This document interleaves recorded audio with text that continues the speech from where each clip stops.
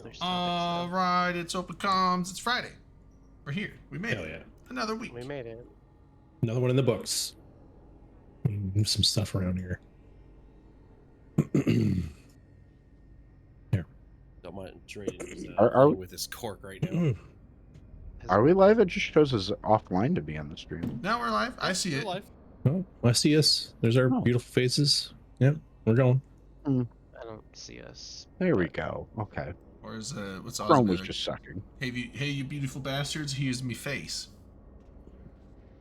What's that from? Aussie man. Oh, How he yeah. starts all his videos. Hey Gideon, what's up? Yeah, so we are back another week. So let's have the patch or have the show notes somewhere. Yeah, because those are a thing. Because we are a all Be grown up structured stream now. Yeah. Trying to get more organized. Well, we are right now. Drayden's- Intro and banter. Yeah. This is banter. Well, yeah. This is the banter. While Drayden is getting the show notes pulled up, let's go around the horn real quick. Yeah. Alex, what you got tonight? I have some Modelo Especial tonight. Special. Sounds Hey, special. Gideon. So I'm gonna be doing some vodka cranberry, but also have the last little bit of this Dark Moon Middenhall Reserve mead.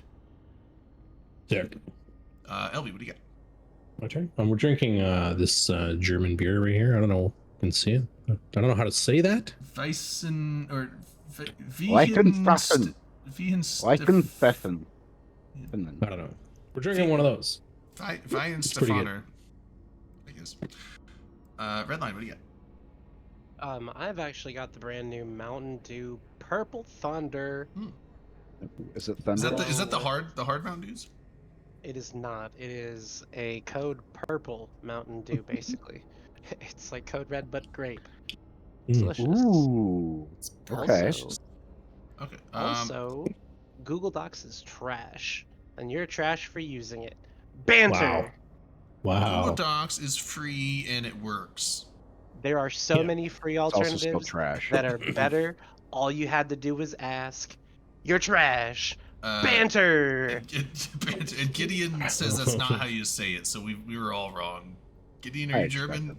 Do you know how to say it? Okay. He knows how to say it. I find it funny, especially German, because German, like, it's oh, hold on, let's do Skyhawk. Let's get you. So I am drinking something that I brought back from Iceland, some Summersby apple sparkling cider, and it is absolutely delicious. And it's actually, because of my surroundings, glacier chilled. Oh, nice. Space Gator, thanks, or welcome. I mean, thanks. Thanks, Space Gator. Skyhawk, I think they make a pear flavored cider as well, which is really good in the summer with ice. I'm going to try to see if I can find a place in Michigan that carries it. I don't care if I have to drive to Detroit or whatever. But this is apparently, according to Delana, hard to find stateside. Yeah, they had this vodka lemonade cans there that I got the duty free. They were delicious. I kind of wish they had those here, but it was like an actual like made in Iceland thing, so probably hard. But also, yeah, Gideon. So I find it funny that there's a lot of words like because it's like there's subtle sounds in German that like us Americans just don't make or can't make, and so it's always like anytime like Americans try to pronounce anything in German, like actual like native Germans, it's just kind of like smirk and like that's a cute try, but. All right. So. Do we just want to move off into So what do we?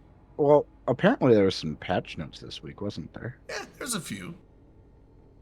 Nothing major. The main thing. So we can just hit the ones you want to go reverse order, kind of like. So the 14th was like the ones that have come out since last week. The main thing, it looks like it's just kind of more background. Stuff like preemptive Legion stuff that you aren't going to really be able to notice. Yeah. Love that for us. Yeah, I mean, hey, I'm down for it, so that when actual patch day comes out, it's a smaller download. Get ready for it. So sure. Other than that, it's just some sovereignty hub stuff that they fixed. I don't know. I don't deal with the sovs. We were talking about the 14th. Yeah, I figured we'd go like earliest to Yeah. newest. Yeah, updated the back end sovereignty. Yeah. Defect fixes. Yeah.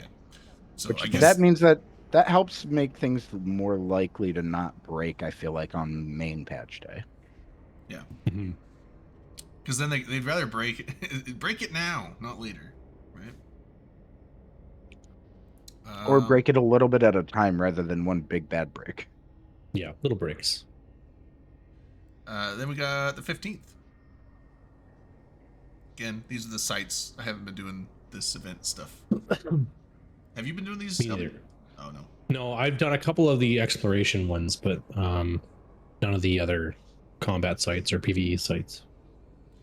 But yeah, so something with the event, like, because I know, and that's, I kind of wish I was a little more involved in these, but I don't know. Anytime they do the sites, it's like, I find them, it's like, I don't know, where do I go to find them? And once I have to start researching online, I'm just like, fuck it, dude, let's go bowling. And I just go out to like a normal drone horde and just rat there instead. Well, remember when I tried the drifter sites that one time? Didn't go well. Oh, right. Yeah. The Did you explode? They pod you? They pod you? He had like a 2 billion, Oops. what was it, 4 billion pod or something like that? It's high grade ass clips. Yeah, high grade ass clips pod just gets nuked because because you died and you just kind of sat there like you're like looking up something. It just shot you. The hacking was very new player. That's awesome. I like hacking sites. Hey, Michi. Hack the planet. Yeah, I actually like the hacking minigame. I like once in a while I'll go out and just do the. What do you like about it? I don't know. It's just a fun, simple game. Like you follow the numbers and try to get there. And like I don't know. It's like a little mini game. It's fun. It's like Minesweeper, dude. It's like Minesweeper, but more involved because there's strategery behind it. Well, you think somebody could make just like a standalone app that's just that minigame? I'd play it. I would. Yeah, but you think someone could make it? Probably. Like an app on your phone? They'd have to make it a little different though, because if you literally made that exact thing, that is CCP IP. They whether or not they get upset about it, who knows? Probably not. It's just a game mechanic. You can't copyright a game mechanic. Nintendo. But they tried. See the thing? It bounces 3 times and then captures the thing. Yes, exactly. It was funny that that's what they were focused on, not the fact that it was a red and white ball that like captures a monster to use. It's like no, it bounced 3 times. That's the focal point. But yeah, no, I enjoy the hacking game. Make apps though. Because I mean, it's like we knew someone. You could make more. You know guy? What? Nope. No, nobody's. Okay. Oh, okay. But I mean, the way you were talking, it sounded like it was you that you were trying to. You've done that in the past. If only we knew someone, and if it turns out it's actually you. Skyhawk's the app maker. Skyhawk. I was trying to make the guy who does it speak up, and he didn't. So that means Skyhawk, you do the coding. Make me an app. What do you want? What would you like this app to do? I want it to be the EVE Online I was hacking minigame. Fixing my lights. Oh, I want it to be the EVE Online hacking minigame. The hacking minigame, bro. I would play it, but Why do you hate it? Oh wait, like the hacking minigame as its own app? Yes, just that. Oh, sorry. Okay, I've heard of other people like wanting to change the minigame and like do other minigames in the game like that. I thought that's what you meant. So, no, that's okay. I mean, I don't go out scanning that often, but once in a while I will, and because I mean, you can make more money just ratting. I'll make but it. It's not about the ISK. Sometimes I just like to go do shit that's different. But yeah, so at least have fun. Yeah, the scanning sites. I like when they put the scanning sites into the events and stuff. It's there's lots of them. You know what I mean? You can just travel around and find one in an empty system. They're easy to do. They're pretty accessible. I like them. Well, then exploring Horde and Frat is like, just gobble up those sites left and right. They're always gone. Exploring is one of the biggest newbie professions that you can do. Like it's one of the most accessible, so they gotta have them everywhere. Yep. And the what was I gonna say? Oh, yeah, I was gonna ask Hilmar about the empty cans, LB, but apparently he was sick, so I kind of stayed away from him. Okay. Wow. That was your only chance to see him this year. And you I know. stayed away Well, I from him? saw him, but 'Cause I you didn't want to get a I saw him at the cold? party at the top of the world, but I saw him kind of coughing, and then I saw someone post something that saying that he was sick with something. So it's like, And that night, Rain and I got a selfie with the man too. yeah, and both you got sick. I With did you not get guys. sick. Oh, Well, so Strong you immune may system. not have gotten sick. You missed your opportunity to hang out with Yeah. Hilmar. rip. Sucks to suck, I guess.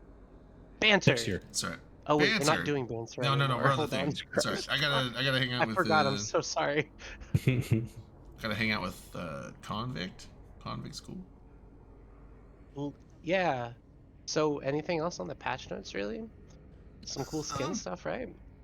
I saw that. So the Skybreaker, Tyrant Breaker skins and the Drifter plug suits can now be sold on the market. Where were those coming from? Like, why weren't they on the market before? I think those were the login ones, weren't they?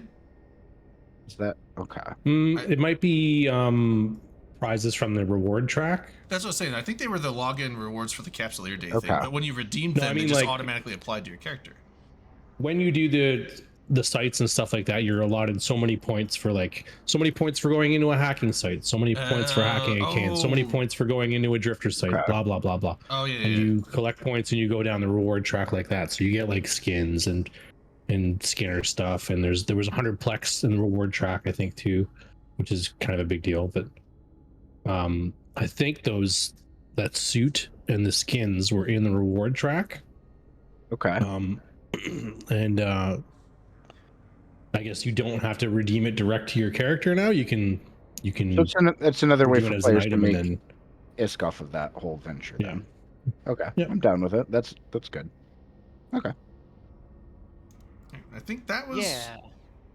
I think that's like most of the patch notes. So not anything big, but I mean, obviously, give it another week and a half, then we're gonna have Legion. So plenty coming out. yeah.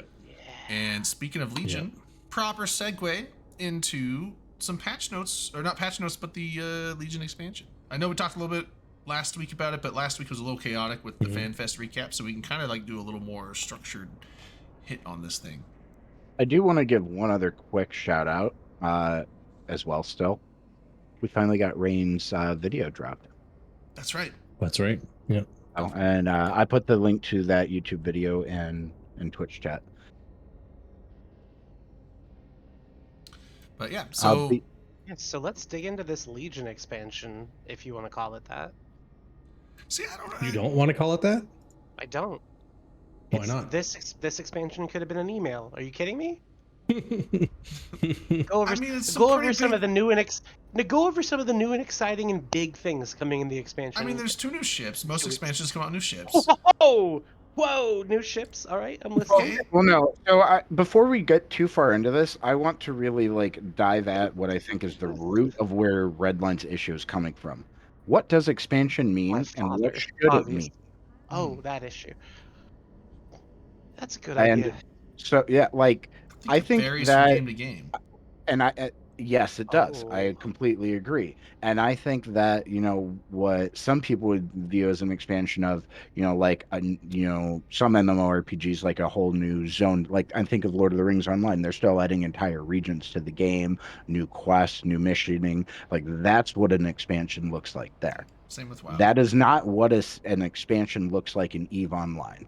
Yeah. But also, you don't. Now I don't know about Lord of the Rings Online, but WoW, when they come out with a new expansion, you have to buy it on top of your subscription payment. Whereas Praise Akira, Praise Akira. with EVE, like the expansions are just included. So Yes. I would not necessarily say that they're the same as other games expansions. Where like, here's an expansion and a whole However- new massive plethora of like gameplay experience. It's more of like, here's a major update that we're gonna call an expansion that Hold adds on some one new sec. key I have to features, some new interrupt you. stuff, I and have then to interrupt give. you. Okay. Because I have a point on what you're talking about. You have to buy an expansion. How often do you buy an expansion for World of Warcraft? About once every Never couple of years. played the game in my life. I mean, I think they Great. come So out once like, every it's like couple of years. yeah. What are they? $60? 40 or 60, probably 60. Cool. I don't know. And how much does World of Warcraft cost per month to play? 15. 15. And how much does EVE Online cost to play? 20. Eve's more. Okay, so wait a Although second. So depending, if I'm you paying. purchase a year So at a time, I'm it's paying. cheaper. Hold on, wait. You're So paying every few more years, overall for World every of few Warcraft. years, I get an expansion with World of Warcraft. I'm paying $15 a month for it.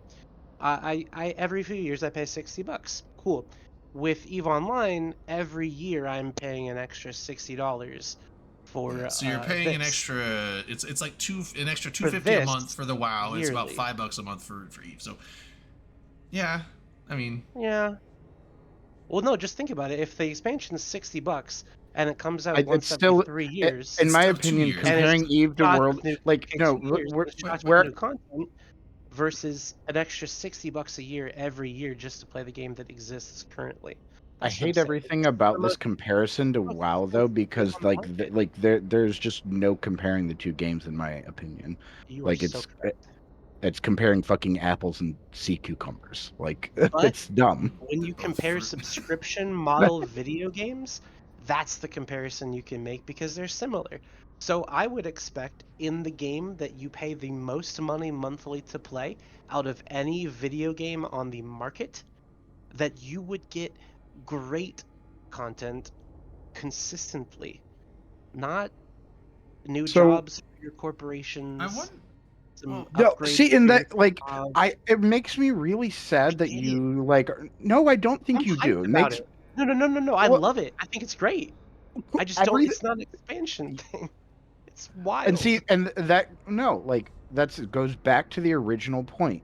It is All an right. expansion by the standards within the game. Like within the history of EVE Online and how EVE Online is and works and exists and lives and breathes, it is a fucking expansion. I would Do say I yeah. just have And higher like you standards? said, don't try comparing it to other video games. That's the entire reason why I was like bringing up that kind of line of thinking in that point. It's not a fair comparison. And I think that some people do come in. I think it is usually some of the newer EVE players or younger ones, I'll say, that, have only been playing like the last few years or maybe of the younger generation. They do have that kind of thinking where they want it to be a WoW kind of expansion. And some people do get disappointed. And I think, like, honestly, those people don't understand the way I, that it is here, I I guess. have a little thing to throw in there. So, as opposed, and I know again we keep comparing it to WoW, but so WoW is an RPG where like the content mostly has to be provided by the company, whereas in EVE the majority, a lot of the content is player driven. Not all of it, obviously. I mean, if you're running level 4 missions, then that's game driven. But I mean, whether Well, it I be don't. PvP or marketing, a lot of that is like it's player driven, and therefore you can't really come out with a new thing. You basically what you're doing with expansions is coming out with new ways to have the players generate content maybe in different ways or more often in a Right. certain way. So So that, as long rather, as the Consider. expansion will do Consider. that, I Hold on. think it can be Wait a called an second. expansion. Let's go back in time a bit. Let's no, talk don't about do some of that. Eve's 2020 is most in the review. popular. Let's talk about some of Eve's most popular expansions, It was right? before my Let's talk time, but the about one that made wormholes was a big one. let's talk about Citadel, right? What did Citadel bring into the video game EVE Online? Broken mechanics. Player structures It that weren't brought bosses, the basically like way actual it stations, brought the basically. way that we have played the game. It fundamentally changed the way that we've played the game for years now. Almost 10 years, Citadels, right? That's crazy, isn't it? That's the kind of stuff that you expect in an expansion on EVE Online. Game-changing things. Poshpin was an expansion in EVE Online. So you want them to fundamentally change the way the game is played twice a year? No, I want them to do So it at some point. you want to know what I want? And What? I would love to talk about what's actually in the expansion and what we think about the Me too. expansion instead of holistic idedes. Me That's a too. good point. Yeah, fuck me for expecting. Never mind. Fuck it. Let's talk about what's in this expansion. I want to Yeah, hear like about Yeah, really, I Jesus just I don't Christ. want everyone out there to I be like, want to oh, let we're you just poo know. pooing on it. Like I I like think because I know most of us are excited about some of the things in this. I'm excited about all the stuff in it. I'll tell you, I Good. was glued to the screen watching the Fanfest. Granted, I was I just love trying to being get there in my person. cards. It was so, and those balcony seats were chef's kiss, perfect. So what's coming up? Talk to me, Goose. Okay, so I put a link to the blog in the Twitch chat there. So if you follow along with the blog, the first thing we're going to talk about is the freelance jobs. Right. which I think is Everyone's probably excited. one of the biggest things in this. I look at it as Right. like simple questing that exists in other games, but it's an ecosystem where that could potentially be exist and live and breathe in EVE Online, created by players. Like, it's adding something that's not there at all right now, and I think it's going to be a good thing if it's engaged with, Right? And and if they've got it tuned properly. so real quick, I mean, I'm guessing most people probably know, but just in case, the freelance jobs are kind of like, like the corp projects that have been put in the game already. This is essentially going to allow, with a broader range of options, projects that you can put out for other people outside of your corp to use. So that's a quick summary, very like very The goal summarized of it, version of it. though, is to help with recruitment, right? Find people that are doing the same kind of stuff you are. Well, That was what they billed it as, yeah, a major recruiting tool. I see, like, it could definitely do that, but I don't think that that's going to be necessarily the main use of it. I feel like it's a pretty good way that you can just set stuff up for people to do things that you need, and whether they're new or not, it's just like, hey, I want this done and I don't want to go do it, so I'm willing to pay someone, even if you're not in my alliance or in my corp or whatever spectrum you set it at. I'm willing to pay you to do it for me, so then you can like delegate stuff out of your own. It's like expanding on the idea of how courier contracts work in the game, and like players have created their own additional systems on top of that, which is what allows entities like Black Frog, Red Frog, etc. to exist. But this is like taking that kind of idea and like baking it into the game in a lot deeper of a way. Yeah. I don't think it's a lot deeper. By deeper, I mean there's a lot more things you can do with it. I do like the fact that, I mean, and this is one really though. I mean, one example. This is a very specific example. A nice thing though is, I mean, normally you want stuff brought out to somewhere for a market. You either have to set up a courier contract. Not everyone wants to handle those, and then you have to deal with the shit. What do you call it? What's the insurance thing on the courier contracts? The brokers. Collateral? Yeah. Collateral. Sorry, man, I was having a brain fart. Yeah, so you don't have to worry about the collateral. You could set it up and just be like, hey, bring these ships, these modules, and these stuff to this station, and then you go and as you drop them off. I mean, obviously, it'd have to be a free port or someone that has access to it, but as they drop them off, they just get paid, and so you don't have to worry about it. It's like you get paid on delivery, and so people can just do it at their own leisure rather than having to set up these contracts. And it'd be like that's one very niche example, but that seems really convenient. You can set up mining goals. You can set up all kinds of you can set up as bait, like, hey, deliver these things to this station, and then you sit and wait for someone to come through a gate and just camp it and try and catch the people bringing that shit. And then if you kill them and get it, now you got that shit for free instead of having to pay them for it. So like, there's PvP methods through this thing as well, which seems kind of cool. Oh yeah, more content. So Drayden, you're more excited for the like alliance project, coalition project aspect to it. I think that'll be very helpful. Because I mean, that's generally what I would probably be using it for. I'm probably not going to be doing, freelance projects out in high sec or low sec type of thing. But that part isn't coming out in this, right? Well, what's not coming out in this is the ACL portion of it. So they said that we're going to incorporate ACLs into these freelance projects to formalize alliance and coalition projects. But you could still turn this into an alliance or coalition project. You just create a freelance job that's centered around your area of space, and then But you can also set so you can't set the control list for specific things, but I think you can set it due to standing still. So you can, people that are blue can do this job. They don't have to be in your corp anymore. It's like, and that would allow for coalition wide jobs, essentially. I don't think that's in either. Hold on, I have a screenshot. I thought they said you could do standing. The control lists are later, but I thought standing was one that they were going to have put in this off the bat. Maybe I'm wrong. There were definitely 2 sections that were coming soon. No, they were all 3 sections were coming soon. But some of them were one was ACLs for sure, right? For Yeah, sure. the ACLs are coming later. Yeah. Which I'm But you still can just really happy that they're expanding on ACL usage in the game. It's a great mechanic. But you can still use freelance projects for alliance or coalition projects, because when you create a freelance project, you decide where it is advertised from, right? So if you advertise it for 5 jumps from Jita, then people from 5 jumps from Jita. But if you advertise it from 5 jumps from staging system XYZ, then people within 5 jumps of that place who are going to be your coalition mates, they'll see the freelance jobs and they'll pick them up, right? So you can still do outside of your corporation projects. It could also depend on the delivery location. I mean, if you're like, deliver these things to this keep star that's, a horde keep star, it's like, well, no one that's not in the coalition is going to take that because they can't dock up there and drop shit off. So right. So I don't know. It's pseudo. Even if it's not standing or anything like that out yet, you could pseudo make it like that type of thing. Mm-hmm.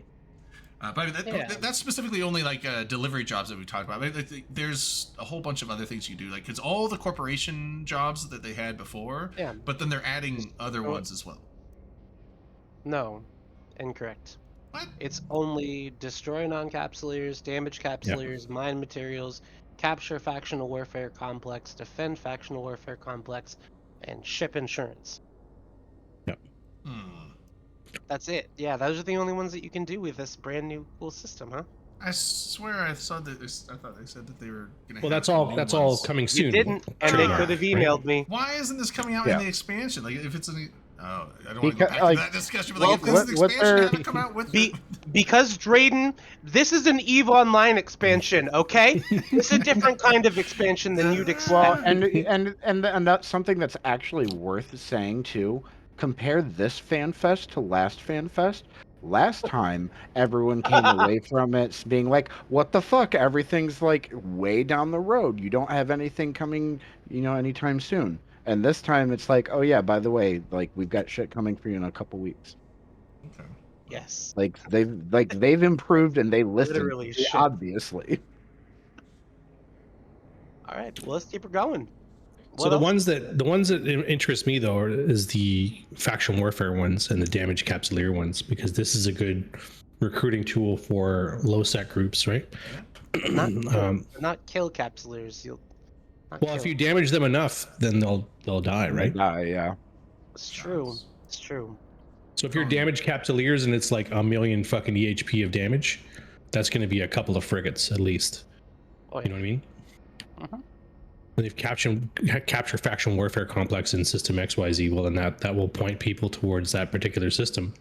And if you put both of those things out, then that will have freelance job takers damaging capsuleers and capturing faction warfare complexes in the places that you want them to go.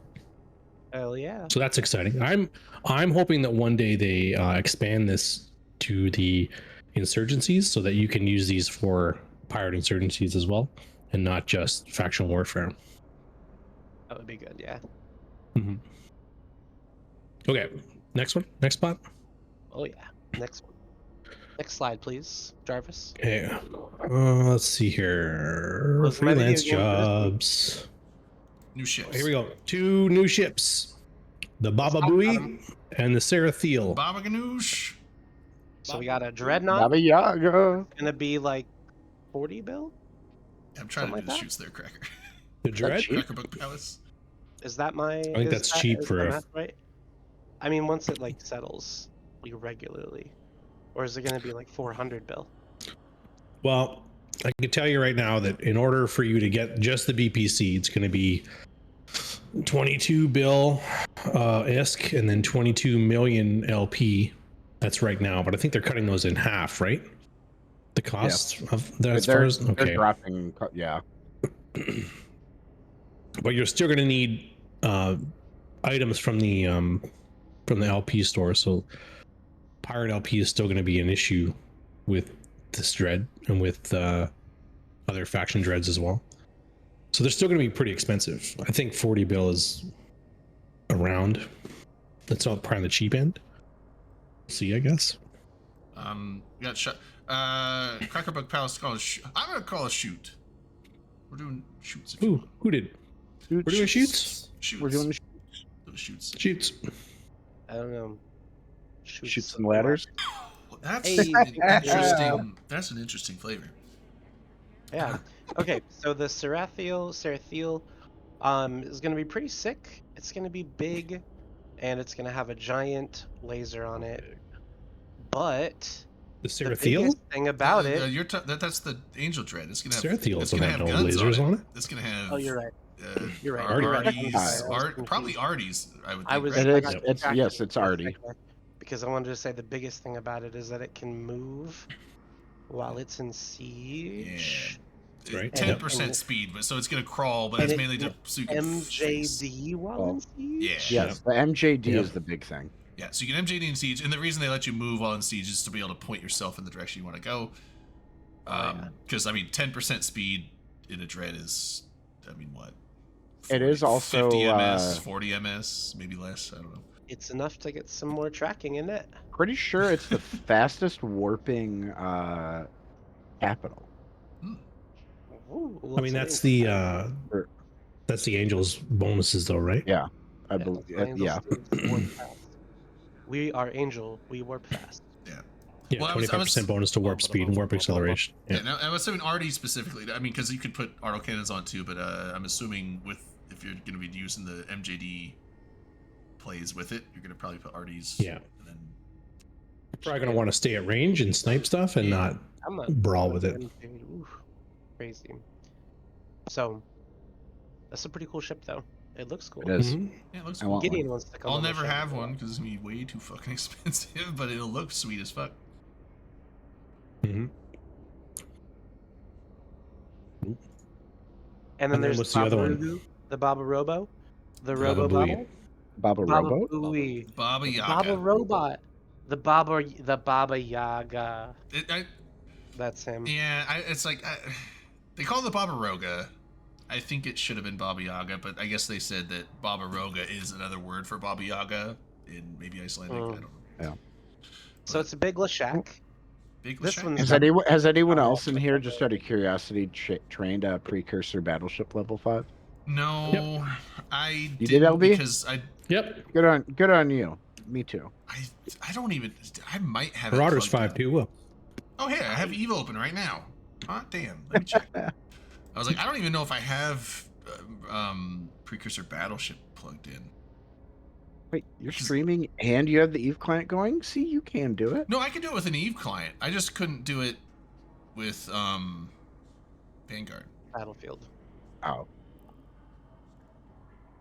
Oh, But other than being a big Lashak, this really isn't anything special, is it? this is Well, I mean, the it's a highest Marauder. DPS subcap Yeah. in the game right Yeah, now. it's a So Marauder.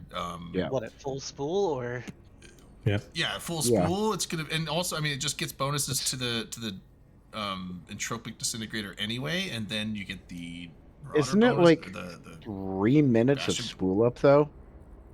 Like, isn't Uh, a long time to get to max? well, but in Bastion mode, you get like 50% reduction to cycle time, so you should be able to spool it up faster, I would think. Yeah. If it's siege, it'll spool up faster. Yeah. Or Bastion. 90 Twice seconds. as fast, yeah. And yeah, it's Still a long time. but faster than twice as fast as the Lashak though. Yeah. Mhm. I mean, And what I'm plus you saying get is the bonuses. there's still counters out there that are able to deal with that. All right, and then also, but I mean, Like also it range. gets the bonus to the armor repairer anyway, and then you get the bonus to repairing from the Bastion module as well. So you get like stacks on stacks on stacks Yeah. of armor rep bonuses. Mhm. Oh, I have precursor battleship to level 4. Hot damn! There you go. Get Get that in the queue. Open comms. You're never. Probably- Throw some SP at it. No one in this channel What's is ever gonna buy a the- Baba Let me Roga. see. Large precursor weapon. It's Really? at level 5? Dude, I'm Hold my ready. beer, I'm ready for this ship. Prove me wrong. When did I get ready for this ship? Okay, anyway, sweet. Apparently did. I'll do it if you buy me the gun, Redline. The Babadook. What? Oh, yeah, the Babadook. Oh, shit. It should be the Babadook. Redline, if you buy me the gun, I'll buy the ship. Is the gun expensive? The guns are Why am expensive. why am Yeah. I involved in this? Because you said You're prove it. Mr. Brought it up, Money, Like, Money especially the Pants. Tech Yeah, 2 guys. ones. Prove me wrong, but like you don't have to. They'll be, I don't have that much money. I have you should turn your like one bill. pickup thing a little bit lower because it's picking up your Hiccup? crunch. Oh, me? Oh, now you're good. Okay. I'll just stop eating. No, that's fine. The yeah, Do like, need to I don't know drive what the those large because ones it's not cost, but picking up my crunch? I remember the small Tech 2 trig weapon is like 40 million. Yeah. I'm assuming the medium is probably 60-ish, 50 to 60, and like I don't know what the large is, but it's spendy. Let's find out here. Hold on. It's if only there was a market we could check that would tell us what things cost. And I just closed my EVE client. I could have looked. I was in Gita. Yeah, so God damn it, this game. I swear to God, this is the worst fucking video game But that I've ever played. And we love it I so click- much. I click play now on the fucking launcher, and then it says incompatible build because it didn't 'cause there's a install the patch. updates Yeah. and let me click play now without installing the updates. And then it's like incompatible build. Do you know how long this fucking game takes to load? Jesus Christ. Sorry, I'm angry Not now. long at all. You all right, bud? Yeah. Tell us how you really feel. No, I'm gonna pop a blood vessel. Holy fuck. Nope. So Wow. a Supra title, Penis. Entropic Disintegrator 2 in Yeah. Jita goes for about 94 million. Yeah. Which Yes. that's a Jeez, lot. Like that if you're fitting a Lashak, like that's a lot of money. But I feel like if you're buying one of these ships that are probably going to settle around, because I mean a regular Marauder's Yeah, around at $1 least billion. I bet Faction, this that boy. one's gonna Faction Marauders probably. I wouldn't doubt that this is gonna be like a 3 to 4. It'll be way more than that early, but I would bet it probably settles at 3 to 4 billion. But if you build it yourself, it's free. I mean, Good one. But you're asking me to what's up, buy Small it Magpie? for you is the thing. You're not asking me to build it for you. You're asking me to buy it for you, and I will. No, I'll It's build only it. I'll 94 build mil. it. Yeah, but I mean, if you're spending several billion, I bet 100 million for a gun is not that bad. Well, here's the thing. Is there a faction gun though? Is there? Yes, there's a faction Yeah. and there's an officer gun too. Well, Zoria? Oh, there's an officer one. I doubt people are So- putting officers on it, but like, what's the faction one cost? Dude, The of course they're gonna T2 put costs officers on it. 94.8 million, right? 450 for the other one. The faction one costs 112 million, 112.7 million. And then the officer one costs 2,749 million. Wow. So depending on the cost of your Babaroga, you may want to drop the extra money on the officer gun. I mean, I feel like if you're gonna be spending that much money on a battleship, why not? Like at that point, it's like fuck it. Right? It's the same line of thought What's as with the the officer capital, one right? called? Like the Zoria's super title at Tropic Disintegrator. And that's on the market right now in Jita. Mm-hmm. Oh, for 2.7. These are gonna be. How like, many of them are on the market? I'm not gonna tell Probably you. not Fuck many. off. Okay, fine. I'll log my Jita tune in. Cool. I'm thanks. doing the same thing you Mr. are, Only One motherfucker. Bill person. It's Fucking there's poor. like 10 of them, bro. But there's only 3 Buy of them them all, at Skyhawk. 2.7, so I wouldn't even bother at this point, frankly. Because like it's Where are the over. rest at? Between 3.2 or 2.9 and one's up at 8 bill. Some of them are Mhm. perimeter. But I mean, I figure these will probably run 10 bill after the You think the gun will go up to expansion. 10? Oh yeah. Oh yeah, definitely. Oh, yeah. Oh yeah, but Oh fuck yeah, bud. definitely. Oh, fuck yeah, bud. Come on, Skyhawk, don't buy them all. I'm getting plexed right now, dog. I'm actually not. Have fun, make more money, you fucking trillionaire. I can only afford one, and now I have 380 million ISK. But I will sell it or give it to LB for his Babaroga. Yeah. Yeah. So Small Magpie, yeah, just keep doing the tutorial. It's helpful. It's a very complicated game, but like the bare bones mechanics, you'll be able to get down, and then as you go on, you'll pick up the stuff later. So don't get too lost in the weeds and overwhelmed. Just focus on the basics, and you'll get there. Google and YouTube is your friend. Yes. If you're lost, as well. yeah, fire the question you have into Google or YouTube, and it'll show you a video, guaranteed.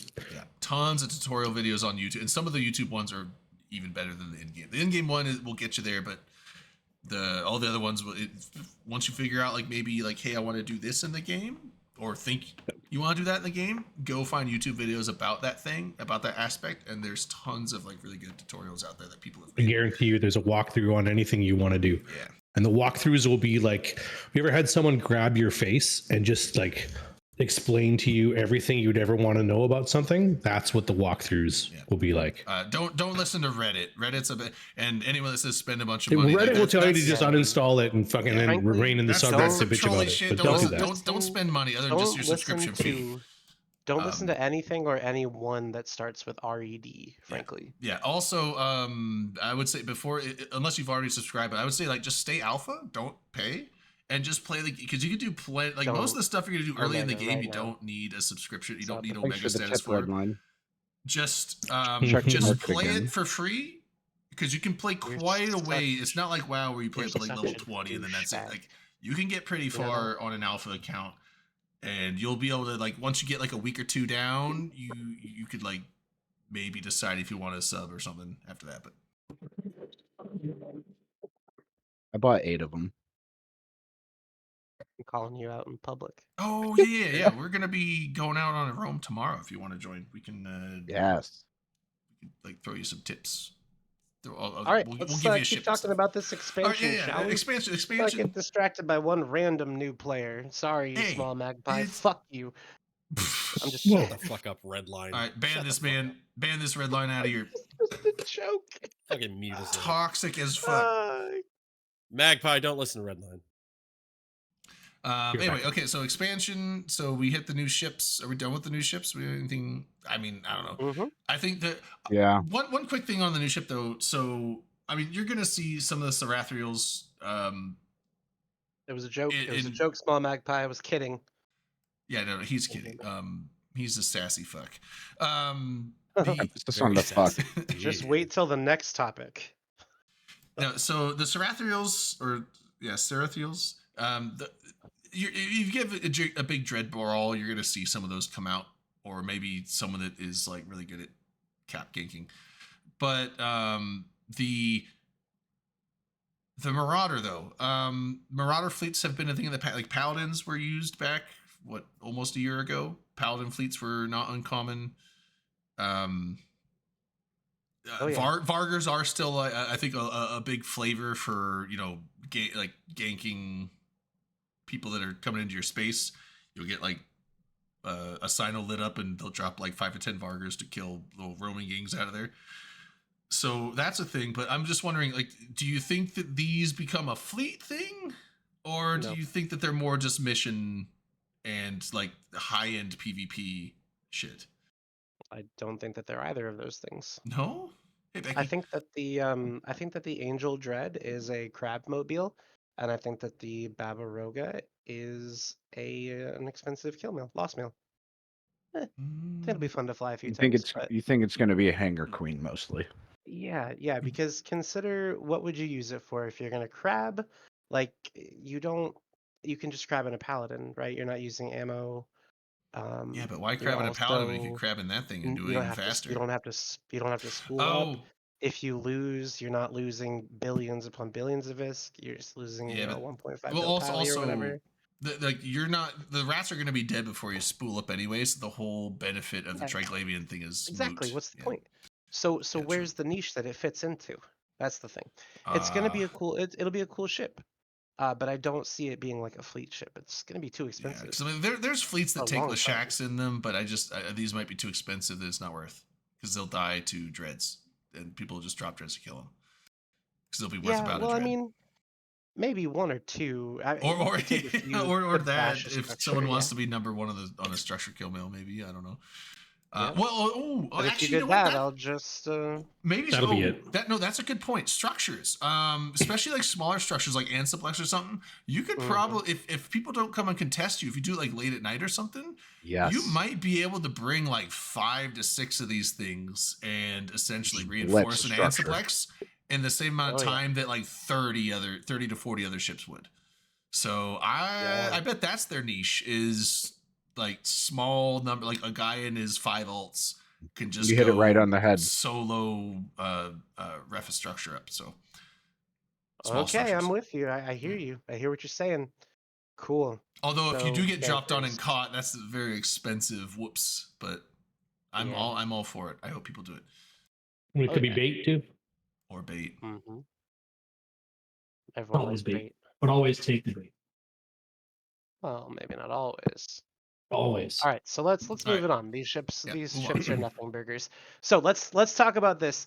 I'm going to introduce this one because this is the first time there's been meaningful change to the nullsec battlefield in a long time. Players have been asking and asking for changes. We've been asking for changes to projection to make it easy, not easier, but more worthwhile to attack space. And they've given us ways to make it better to defend it. Thank you. Praise the Lord. That's the ammunition. Yeah. So these changes essentially are you can put in upgrades into your Sov hub, and essentially the what? I said, uh-huh. Oh, I thought you said something hub. I'm like the Sov hub. I got it No. right.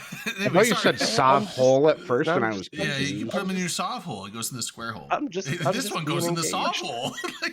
Someone should do a video of that. Like just like this upgrade, just show it dragging into this one goes in the Sov hole. Anyway, the So anyways, these are changes that can increase shield HP and capacitor capacity. well, increase armor HP and benefits to overloading modules. It's basically you can Those are turn some your big ones. system into a metaliminal storm of your choice almost. Instantly. Yeah. By the way, no spool up or down. Oh. Just instantly. So can you bait people? Like put the armor upgrades in there, and then they're like, "Oh, they're gonna bring armor ships, so we're gonna bring stuff that's good against armor," and then you just swap it to shield instantly. Correct. Exactly. Yeah. Yes. That's the one. You just got a guy sitting on the Sov hub, just like nice.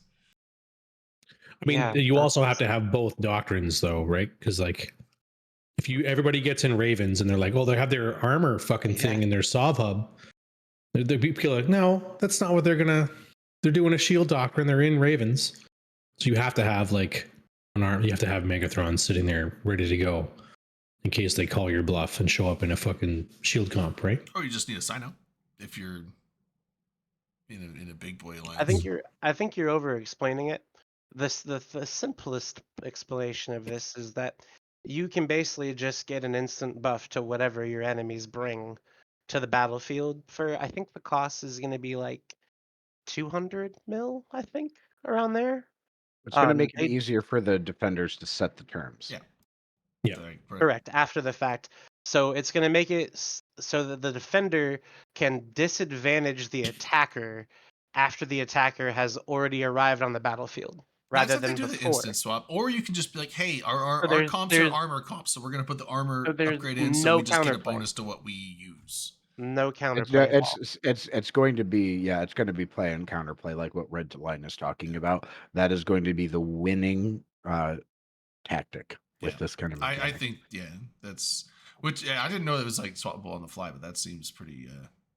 You'll pay for it. You will absolutely pay for it. I was not it's there about for 200 mil. Yeah. So how much? Drayden was out socializing and enjoying and living his life up at Fanfest, and he did not see all of the. I didn't see this keynote because I went way too hard on the pub crawl. And because YouTube is blocked on your computer. Yeah, no excuses, Drayden. I came you host in towards a weekly the talk end. show. Watch the streams. No, I did go and watch the. I did go and watch the VOD of it, so I did see it. But anyway, here's the thing: is that we've literally been begging for there to be some meaningful changes to projection in terms of like attacking and taking space and shit like this. I don't know who asked for this. Like I don't know who's asking for these kinds of things. It's cool though. It's not cool. It's stupid. It's the most idiotic thing that they could possibly add. Uncounterable, hey, make me stronger than my enemy on the fly? Come on, man. I'm with Redline on this one. I don't like it. Like imagine we're in a little fleet or whatever, and they realize we're in armor, and because it costs 200 mil, they just I don't know, they just make it so that their shield ships are better. They come out and they beat us up. You know? I don't it just doesn't seem right. They're gonna beat us up anyway. Why make it that much I harder to go in and attack? Counterpoint to that, you're in my house. Get the fuck out. Counterpoint to that, suck my dick. well, Your and house that like is a video game. yeah, well, and also counter to that argument, like it's not quite your house in the same way that it is, in the real world. Like there needs to be a pathway to actually like kicking you out of your house. Right. Because the counterpoint is fine, then I'll just stay home too. How fun is that? Not fun at all. That's No, I Right. I stagnation. don't It just think sounds that like people don't want to do work because you got to bring an armor and a shield fleet. Because you could also bait them.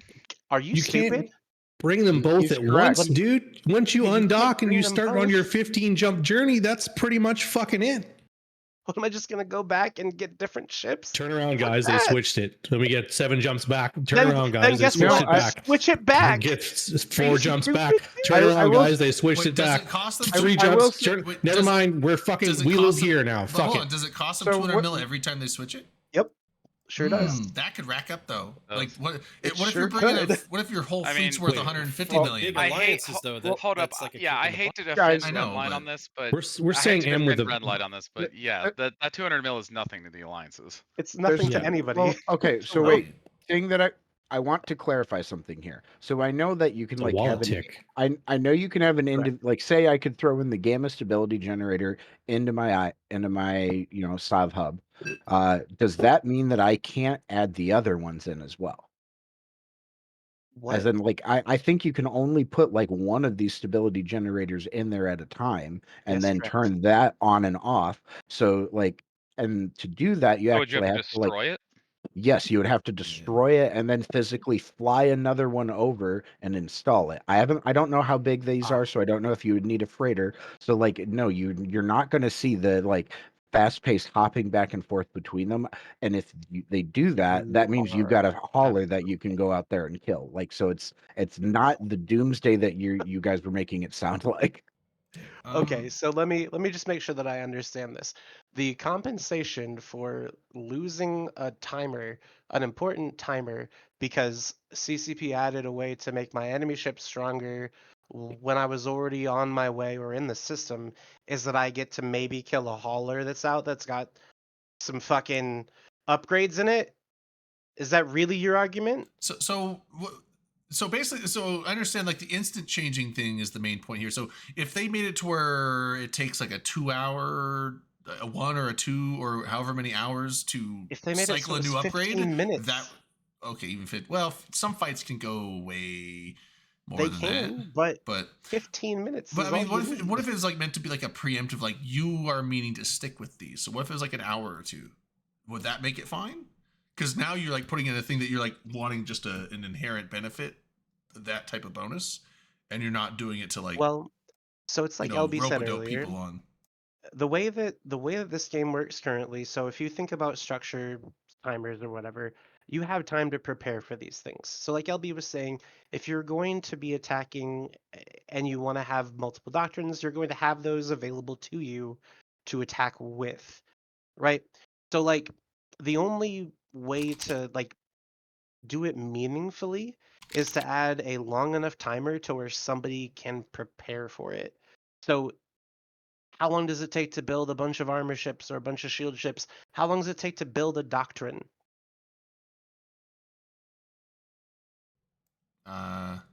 Wait, build a doctrine? Yeah. Like Like theory craft day. one or in what No, in what like context? to build the That's- ships for a doctrine. Say you need 50 ships. How long does it take to build 50 ships? A I day? mean, ideally, if you're gonna have a doctrine, you're gonna just have them seated. I mean, it depends. Like if you're Here's the splitting question. that across 10 or 20, I could do it in a couple hours, or I could do it in a day, depending. I mean, it depends on Yeah, you what could kind do of it- ship, like but you Yeah, could like do it battleships in or a like day. if you And that's need and if that's you and that's one needed it, person. That's one person can make 50 ships in a day. So if we're you- talking alliance level. So let's say a day. one person could do that in 4 hours, realistic. Right. So 6 cycle it, hours. make it cycle for a day. Let it show a little timer. buff Yeah. changing to this in this much time. Just have it be like a little thing on the Sov hub, because you can see that system wide. So if you're in the Like system I said in using the chat, Sov hub, you can see it. I'm very much so, just to be clear, I'm not arguing for or against it. I was really just trying to explain like the mechanics and how it works, because I thought it was not being explained accurately there for a moment. I expect this to be changed in some way after the fact, because I do think this currently favors the defender more, and I think Well, CCP will try to move it down the slider a little bit. But here's the thing: is we'll they've already see. done that. They've already done that. They actually tuned it way down, and they brought the cost way up to around that 200 mil mark. I believe I'm correct Yes. in what I'm saying. So they did that already, but the thing is that it still exists. And as much credit as we've given CCP for communicating lately, they lose all of their credit for listening because no one is asking for these things. This is We're exactly the asking. kind of stuff people have been asking for. People have been It is asking to be able not. to cut. Yes, it is. This is not. This is not something that you can hang on the banner of Well, no, customizing your space. I mean, Because But it while I is. It is, understand, though. that that's it the is a most No, ridiculous there's customization, there's statement a I've ever little bit heard you more at say. stake than that. No, that is literally the most ridiculous thing I've ever heard you say. Customization means I'm changing the color of the clouds, not increasing my I'm my challenging that No. streaming just speed. because I've heard more ridiculous things come out of him. I know. Shit. I was saying that to accentuate that, because like that is just a Now, completely this is objectively going false back statement. this is going back a year or two ago, but I remember with various Keepstar sieges, I remember a lot of people complaining that the ball was in the attacker's court, because as The long as what? you were willing to just accept the losses and throw ships at it, you could destroy a Keepstar, and there was nothing the defenders could do to Time stop you. time If you out. had a deep enough Time wallet out. and enough ships to Time go, out. you could Before You're actually the just talking. beat them. No, Drayden's time out, time out, correct. time out, time out, Drayden's time out, Hold time on, out. hold on, No, Drayden's time out, correct. time the fuck out. You don't Time get a out. Hold on, I timeout. wasn't time done out, yet. time You out. don't get a I got a timeout. timeout because you're talking about No. the World War B2, Yeah. where those Keepstars were in Delve. They were a jump away, like they were next door to the Keepstars and able to stream ships at it. If the roles were reversed, like they were multiple times, we could not just stream ships at it all If of the time. you had enough ships seated in the right spot and you had Titan bridges ready to go in Sinos, Then you tell me why could. didn't the And Keepstars if in you 1v2 knew that die? and if you had a Keepstar siege coming up and you were willing and ready to prepare for it, you would have that stuff prepared. So I'm just saying, like, I remember people saying that they're like, it's unfair. Well, it's unfair because if the attackers were willing to take the ISK losses, they could guarantee a Keepstar kill, and there was nothing you could do to stop them. And so I'm wondering if this was maybe CCP's answer to that, to like shift it to the defender's court, but maybe this is a bit too much. I don't know. Rain, I'm spitballing at this, but it's less about the update itself and the purpose behind it. Like I've been saying, this is buffing the defender who already experiences massive buffs when they are defending their space and do not need additional buffs. I could care less what percentage the buff is. It could be 0.001%, but it's still bullshit that it's going to be in the game. That's all. I see the concerns, and I think they're absolutely valid. But I also agree with what Drayden was talking about. Like I like the idea of the defenders of being able to game things a little bit in their favor. But like I said, this is really powerful, and I expect them to iterate on it even further. can we just shoot the monument? No, apparently not. I thought We that's shoot jokes. Redline. We don't have to shoot me either. I'm just trying to help. That's all I'm trying to do. Because I tell you what, this kind of thing is not building confidence in the people that are like, hey, make this game more fun to play in these 14-hour fights. Hard for them. And I mean, the big tie-dye fights, I don't know how they fix that. Unless we're not ready to segue away from this Okay. yet. All right, enough. Gideon. So it's been an hour. Gideon's been in the channel the whole time. I'm bringing him in. He's got opinions. Gideon, speak. Okay. Okay, Talk to us, Goose. guys, let me close the stream so it's not double commenting for me. So, guys, you're missing something with these structures that are system-wide, right? This is gonna be a tool that's gonna be used always by the bigger alliance, also in an aggressive mean, to just turbo stump an enemy. Skyhawk, you were in TRC with me. We didn't have the skill points to train in an armor doctrine and a second weapon system because we were a new bro alliance. We only had one doctrine we could fly for a prolonged period of time because our members were new members. So people that are trained into one line of doctrines usually are trained into either shield and one weapon system. If I have these upgrades, and let's say I'm alliance that is currently into hybrid turrets, then I know that Galente hulls are super strong, or other hulls that are really good against hybrid thermal are really strong, and I already can use that advantage as the player with the more skill points and the alliance that has been around for a longer period of time. And now I can stack, I take one of your systems, I put that update in, and they now even have an even bigger hill to climb, not just removing a structure, but also removing the additional hit points, plus the additional resistances that I'm counterattacking against your doctrine. This will be a tool, if used by FCs that have a brain, that will be turbo stumping anybody that is not a character that is 10 years old and can switch doctrines nilly-willy. This is an additional burden on people that are just starting the game. And why the fuck do we introduce additional burdens to people starting the game? Like, what is the benefit of this? Crabs. Well, I mean, my counter to that is that I've never been in an Nullsec alliance where they just went straight armor or straight shield. well, he's not talking about. He's talking about newer like alliance. You have to do that in a lot of newer alliance. players. You have to do that. Yeah. Because, for example, if you're in railguns, like what options do you have? Like you have a skill train, let's say Brave, right? They have their skill plane where they go through, and you're in a weapon system, and from that weapon systems, there are not too many choices, especially in a T1 lineup, that you can fly in armor with railguns, for example. Because the demos would exist, yeah, but the demos is T2. Yeah. So T1, okay, Forex, like I like Forexes as a mainline doctrine, that just doesn't work. So if you have an alliance that, for example, is now in Ferox Navies as a new bro alliance and gets the members into the T2 gun system, you know that they're really hard stuck into that medium weapon systems even more now. Like it's already a little bit of an issue, and I dislike it when you entire alliance, like, is your entire alliance like nobody can cross train? I mean, We you did that can't pretty cross- quickly. Like realistically, like the window you're talking about was not a long one. Well, yeah, I mean, like you can I- get into T1 ships and you, like Yes. and Yes, well, All I need I'm to saying- get into all I'm them. saying- I need to get into them immediately because my enemy just made it so that the ship I was flying is useless.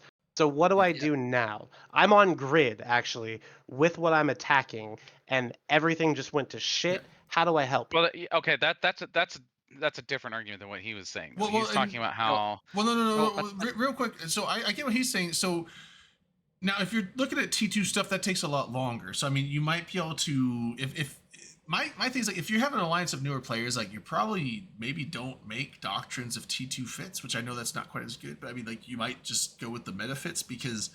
Yeah. Oh, excuse me. I know that like when I was first starting, I was doctrine chasing for so long, and I understand the pain of that because it's like, oh, we're gonna use Armageddons. I was like, fuck, that's gonna take a while. I start training into that. It's like I finally get to an Armageddon. It's like we're gonna use Zealots now. I'm like, fuck, or Zealots, whatever you call them. I was like, oh shit. And then I start training into that. I finally get into that, and it's like, okay, now we're switching to Hurricanes. I'm like, fuck me. So it's like it's like the newer players are never gonna be on par with the people that have been playing for years. But that's kind of what I was getting at. Is like I hear what he's saying. My thing is I don't feel like this. Burdens. No, Yeah. But I don't feel like what this is doing Why? is changing that. Because It every does. major 100% alliance does. has armor and shield doctrines already. Yeah, Like, but again, you're looking at a meta ecosystem of alliances that exists now with what Redline was talking about earlier with projection. But Skyhawk and me, for example, were in TRC. We were a new alliance. We pushed into Providence with Wrecking Crew in the past. We built up that alliance from the bottom up, and we had a massive influx of members. And if I was what the experienced FC in that alliance, right? I came from Legacy at that point and just joined TRC because I didn't want to be involved with World War B. if that is an additional barrier that you have to enter, it just adds additional burdens on your alliances that already are struggling with the projection that we currently have, with the consolidation of alliances in a single point of power, with And I don't think it would have been game other tools. breaking at all for us. Would it have been It just different? makes it harder. Would it have presented different challenges? Yes. I don't really think there's much new that we could say on this at this point, frankly. I think Yeah, No. I like agree. I said, it's going to get iterated on in some fashion. I think that the defender should have more of an advantage, or at least be able to More than a craft. citadel. Yeah, like they More should than a be fort. able to tilt things in their advantage, but it needs to be balanced right. And I think it's going to tilt way more towards the defender. But like I said, they'll iterate on it. I fully I mean, expect that. we have the defender's advantage of the Sino jammer, right? So you can Sino jam. That's what happened in World War B, 1DQ, as the example that you were using earlier. You jam the system, you plug the gate, and people have to jump through the gate. Like the defender's advantage is already so huge and such a huge mountain to climb that I do not get what kind of you need additional defender's advantages. Like I've talked to FCs from all strokes of life about that stuff, and I have not heard anybody that is leading in any coalition that thinks that is a good idea. Like So, those are the people that make the choices, right? Those will eventually be the people that make the choices on how to use that system into their advantage, and nobody that is gonna make those choices thinks those are good choices to have for the game. real quick, my thing is that so if you have an alliance with a lot of new players, like it's not just like a couple here and there, because if you have a handful of new players, probably their best bet if they don't have something trained is like fly tackle frigates or something, things that they usually are going to already have skills for that are very very quick to get into. But if you have a lot of new players, I mean, probably the best method would be you maybe have a doctrine, but then you have a Tech 1 version doctrine of it, of like, okay, if you can't fly the Tech 2 guns with the Tech 2 fits here, here's a Tech 1 version that like this Tech 2 fit might take like 3 months to get into, but this Tech 1 fit is going to take you like a week to get into. So you could have a new player friendly version and a experienced player version, but also I know Street Corner Becky was talking about in chat a little bit, and I kind of agree with him where it's like, when you're talking about nullsec alliances that have been established for like 10 plus years in the area, like they're going to have a lot of experienced pilots, and if you're an alliance of a lot of newer players, like you're probably just going to have it's probably not really going to be able to stand You're up probably and not take going one to be of them taking them out. on. Like, Yeah, I mean, that's like kind of what I it's wanted just to get kind of at. part of the sandbox where it's like you're not going to be able to take on a coalition like that as a smaller alliance, But especially if you're a smaller alliance with new players. We did it. Like Skyhawk Real- was with me when we built that whole thing up. We did that in the past. I've seen that. I've led that stuff in Who? leadership Who? at the Rogue Consortium. We took over yeah, Providence during yeah, the World War B. my former alliance that is now mothballed. Real Yeah. quick, Drayden, I am sending you a contract for something that we should raffle off. We're gonna do a raffle, guys, for a large skill injector. Just sent that over to you, Dre. Meanwhile, I do want to comment on what Street Corner Becky's saying as well. Says that every game needs new bros, but basing changes on them is a different story. And nobody's talking about basing changes on them. We're just talking about not making changes to spite them. It's just about if this would add something for experienced players, but would be on the downside of newer players, then I would 100% get this. But this doesn't add anything. Like the experienced players want a more diverse meta. They want more different kinds of engagements because they are getting stale at the moment with the current meta. So those people, more experienced players, also don't want those changes. So for who is this change for? That's the simple question I ask for this change. Who is this for? I mean, my honest opinion on this is that CCP heard the feedback of, we want our space to be customizable. We want to be able to, change things. We want defenders to be able to have more of, a home field advantage. And they took that feedback and thought about it internally, and this is what we got. I honestly, They I may have don't turned think, it I up to think this, 11. I think this is probably not something that came from anyone on the CSM, but the CSM instead was presented with, and then probably got CCP to tone down a bit. That's my personal take. From the And comments I've heard, they opinion. had no idea something like this was part of the patch as well. Like there was Yeah, nothing communicated, as far as I know from feedback. I mean, that would be something firmly covered under their NDA if they found like if they're told about that ahead of time. Let's not focus on that part. They're Let's usually focus on the part they're where there usually was no allowed to bring it up. communication. They can talk. Hold on They, one second. They're they usually can. allowed to talk about it Let's after it's Once been it's released. public, yeah. let's literally not focus on the NDA because it's none of our fucking business. But if he's receiving feedback that they're not being told about this kind of shit, we could take that at face value. If someone broke their NDA, big Well, deal. there's Say no more, and nothing. that's Who exactly cares? what I thought I was doing right then. Yeah, that's what he was saying. Like, for example, when Okay. I was on CSM, we couldn't talk about things they presented to us. We could say, yeah, they showed us something cool, and that's about all we could say. Once it was Once it's released, public, though, Oh, we're yeah, just once talking it's about it. released, Okay, we can awesome. then tell you guys, yeah, they presented this to us back in October, and we thought it was a great idea. Amazing. Well, they released it. Kind of. It's not. We don't have hard numbers yet, really. That's like I said, it's not about the numbers. But like you said before, we've talked about this pretty much as we can at this point. The panel is obviously mixed, but I think we can move on to the actual like bread and butter of the expansion. Something that I think they should do more of. Make meaningful changes to entire lines of ships, like cruisers. Also, real quick, logic I ships. started the giveaway. So, large skill injector, type ! ticket in chat to enter. It's free to enter. I want that. It's free to enter. We can So have it do on the it. show. It'll only let you get one ticket, but Which, by the way, as we're starting this raffle, there's 35 people watching the stream. If we get up to 70 people watching, we will do a raffle for one of the Zoria super title disintegrators. and also You're such a the small magpie, you definitely want to get it on this raffle. Exclamation point ticket. Just so Because that this everyone will, knows, if you win I this, hate you'll this get guy so 500,000 much. skill points injected in. So. You love me so much, don't you? No, I don't. I'm literally so pissed off at you. You don't even know. What? No. Why? Anyone Because can he bought use the it. fucking officer Yeah, guns? anyone Yes, can use it, and if exactly. you use it, you get 500,000 skill points. So definitely enter, and it's free to enter. He's literally gwiddying right now. I'm Gwydion. Who's Gwydion? Anybody is. But anyways, they are making a lot of changes to cruisers, right? They're pretty cool. So first and foremost, Sacrilege is the they're- sexiest they're goddamn change they made. They're changing the remote repair gameplay, right? They're making it so that overheating will make it so that you rep more, which is going to be pretty cool. You're going to actually get to do more as a logic pilot. Kind of did more because it shortened the cycle time, so it technically healed more. But right, but now it's this is going to heal more per cycle, which is I think better. But yes, gonna do it's going to both. be even more now. It's going to do both. Oh. Yes, I think it's going to do both. both. It is both.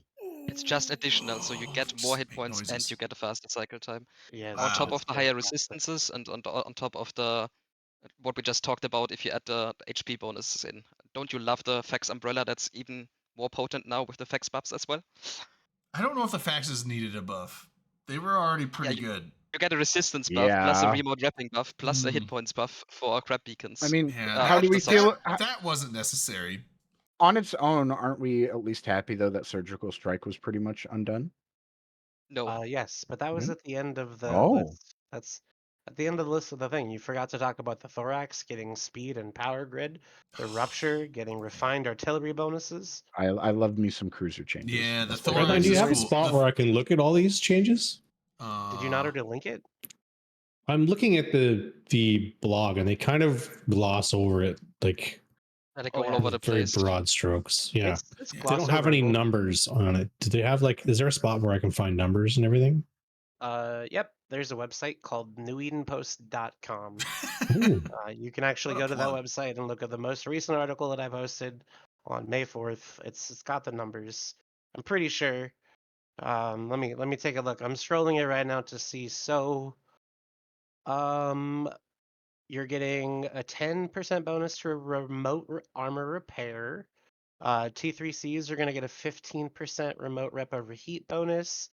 Oneros gets some of its mass penalty taken away, I think. Oh yeah, all the Logi Yes. love, hell yeah. Scimitar loses some sig radius. Mhm. Guardian gets some armor points. Bassi gets some shield points. Yeah. Thorax gets speed and power grid, rupture plus damage tracking, and drones. I believe it's getting one more drone and some more bandwidth to do it.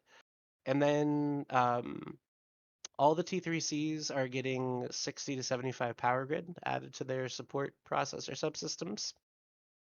Did they? I don't know if they. And I then don't use them enough to know if they need that, but well, so like for Logi Lokis, it's a little bit tricky to fit, I think, with other useful mods like in the mids.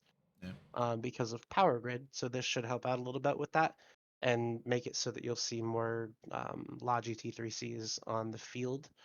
And then the other thing is that the Savior implant set, this is along the Logi line, is going to reduce cap use now, not just the cycle time. Whew, that was a lot. So I love the Logi changes. It gives them a little bit more, well, a benefit, but it's also in the flavor of each ship, which I really like. So that's excellent. And then the Thorax, I like the Thorax changes too. The Thorax was always, I love the Thorax as a ship, but you don't see it used that much because it's always so difficult to fit.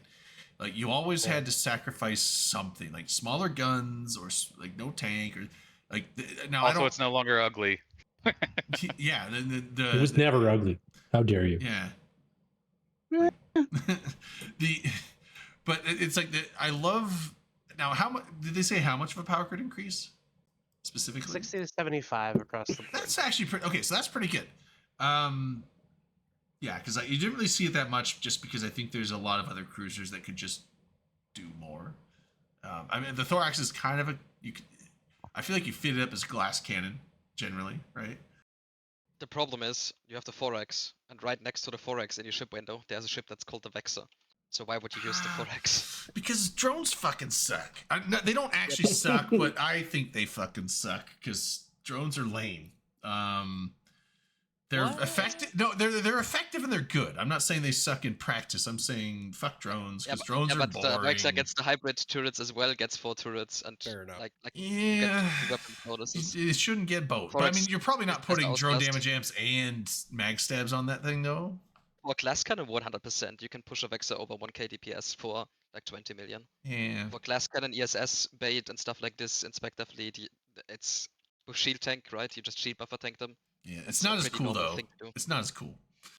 Yeah, but that explains why nobody uses the Thorax, right? It's just the same skill points apply to ship that's right next there, and it's just stronger. Yeah, I love the Thorax, but you just don't really fly it because it's like there's better options. Like you said, there's just better options. So I think the power grid increase on this might, if you can gun up or maybe tank up a little bit on it, maybe it's better. I'm just happy the Rupture is coming back. I want to see Ruppy fleets. Ruptures are cool too. Yeah. I want Ruppy fleet. But yeah, and then, you guys met, so they redid a lot of the visuals on a lot of the cruisers as well. Excellent visuals. I mean, always, like there's never a bad thing to say about the art team in this game, ever. Facts.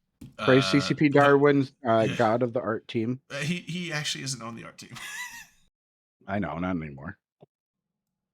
So he works on the team that does basically tools.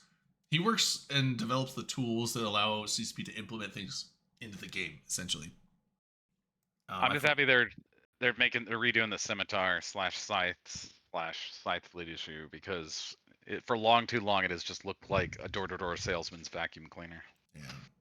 But the sacrilege, so showing like a lot of the before and after pictures. I don't have a thing that I can do with it, but there's some good ones. But the sacrilege, I think, is man, sexy. They're sexy. pretty. That's a sexy sack.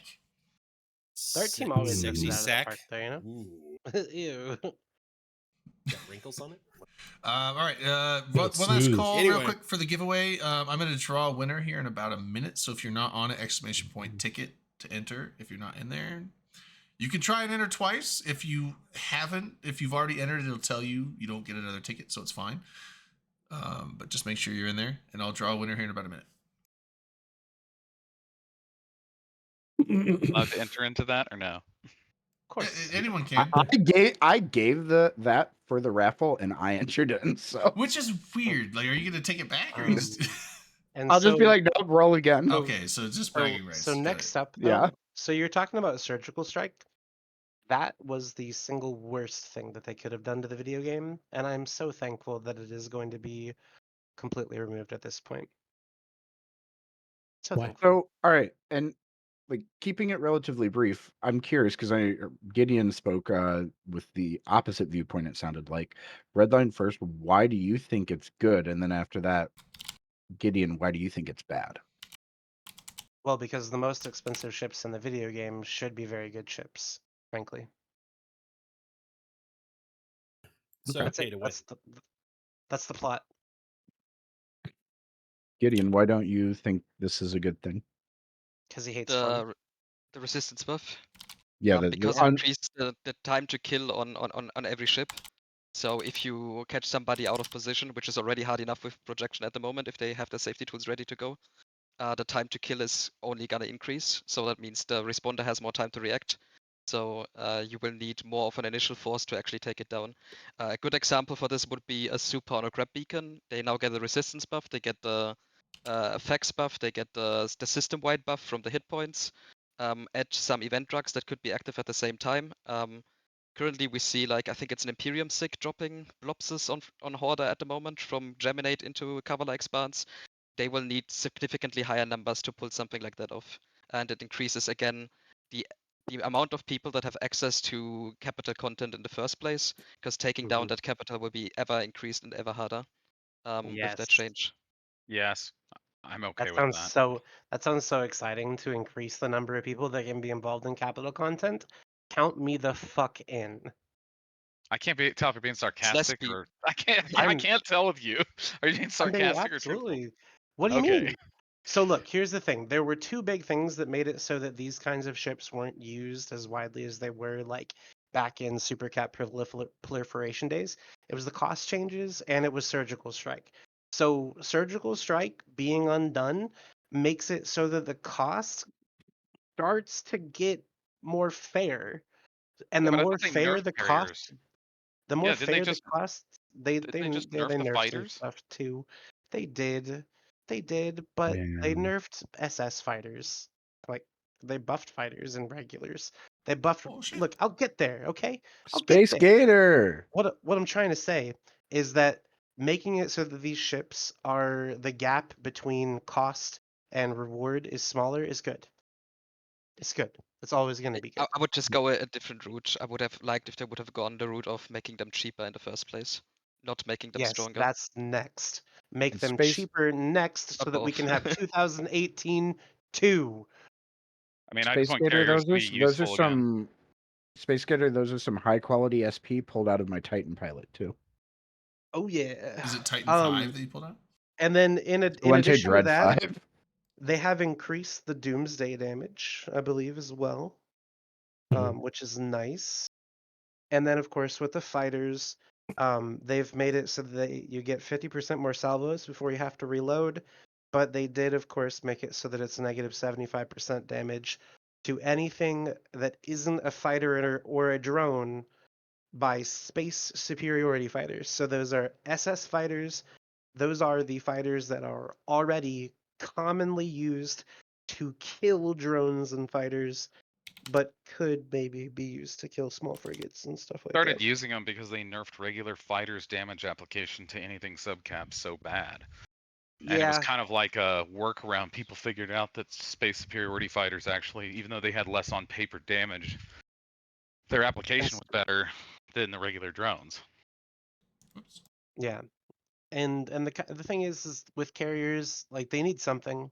I was really hoping that the conduit thing would be cool for them. But I don't know. I don't know what the carriers need at this point. But I'll tell you what the Cayman needs: a fighter tube, 35,000 shield HP, and Hell yeah. 25,000 more fighter bay. Hell yeah. And this one, I didn't see anybody talking about the Kimash with the NOS bonus that ignores sig radius. But I don't know if you've ever flown an interceptor and been neuted by a ship that could hit you with a newt. But like, if a Kimash newts you, that you're fucked. no matter how big you are. That'd be The crazy. cycle time on bigger units is higher though as well, so a Scepter doesn't actually care. You have no cap for 3 seconds, and then you have like Right. what's You that on a speak for heavy unit? yourself. 32 seconds cycle time. No, you speak for yourself. Mike, I care because I need to warp, and I can't warp without capacitor. And then the Vehement gets some extra damage to the hybrid turrets, which is cool. I have a But I think Talked about that's the pretty new much ship it yet? for that section. Are you still getting Hmm? there? What ship? The new Dreadnought. Yes. Yeah, we talked about that already. Oh, You my missed bad it. then. Fine. Okay, see ya. No, I'm just kidding. But that's pretty much it for that. So that's, I mean, that's the big section. That's the big rebalancing that's happening with this expansion. This is the kind of stuff that I would expect them to iterate on like every few months, like not twice a year. Like balance stuff. Yeah, like this Which is we do get small balance changes throughout the year, just right. not at this scale. Right. And so the thing is that these are the kinds of changes that I would say we should see more consistently. But when we're getting something that is billed as an expansion, it should be something that is worthy of being called it. And I understand that, you know, features that aren't exactly game-breaking content are a part of expansions. I get that. But when all of the features of the expansion are not anything to write home about, that's where it's concerning. I mean, I- That's and not an acceptable. and that's where I disagree with you, as we've already established on the whole expansion, not expansion. So won't go there. But I'm optimistic about this patch, but like cautiously, Good. because Good there are call on things that calling it a there. patch. I'm just I looking for the mean, ratting drama. That's what I'm looking forward to. You called it a patch, Skyhawk. any I just want you to anything know any you called this expansion a patch. any update to the game is technically a patch. All expansions are patches. Okay, Not all Freud. patches are expansions. All right, Freud. Whatever I'm you say. doing one more giveaway. I have a Choke skin on it, that Red Line. Dominark must have. I have some skins left over that Dominark gave me. So this one's actually pretty nice. It's for a Marshal. So I mean, not everyone can use it, but I mean, might as well That's eject money it. either Or way. yeah, No, so don't inject it. Just sell it. Fuck you that. can Give sell. me. I'll Although sell it right now. it's Dom gave it to me, so it's in UALA. So Well, I it's can in, sell it it's on in Goon's contracts. home system. So if you're not in Imperium, you can't go in there and like grab it to sell it. You can remote I'll sell it to him for 90% of Jita. but you can also remote activate Man. skins, so you don't have to. You can actually just go into your assets and activate the skin for yourself remotely if you want it. If you're wanting to sell it, you have to go there and remotely sell it. But it I just checked it in Jita. It markets for 2.5 billion or 2.2 billion for the skin. So Hey, it's that's pretty good. It is a red Marshall Stargazer skin, I think.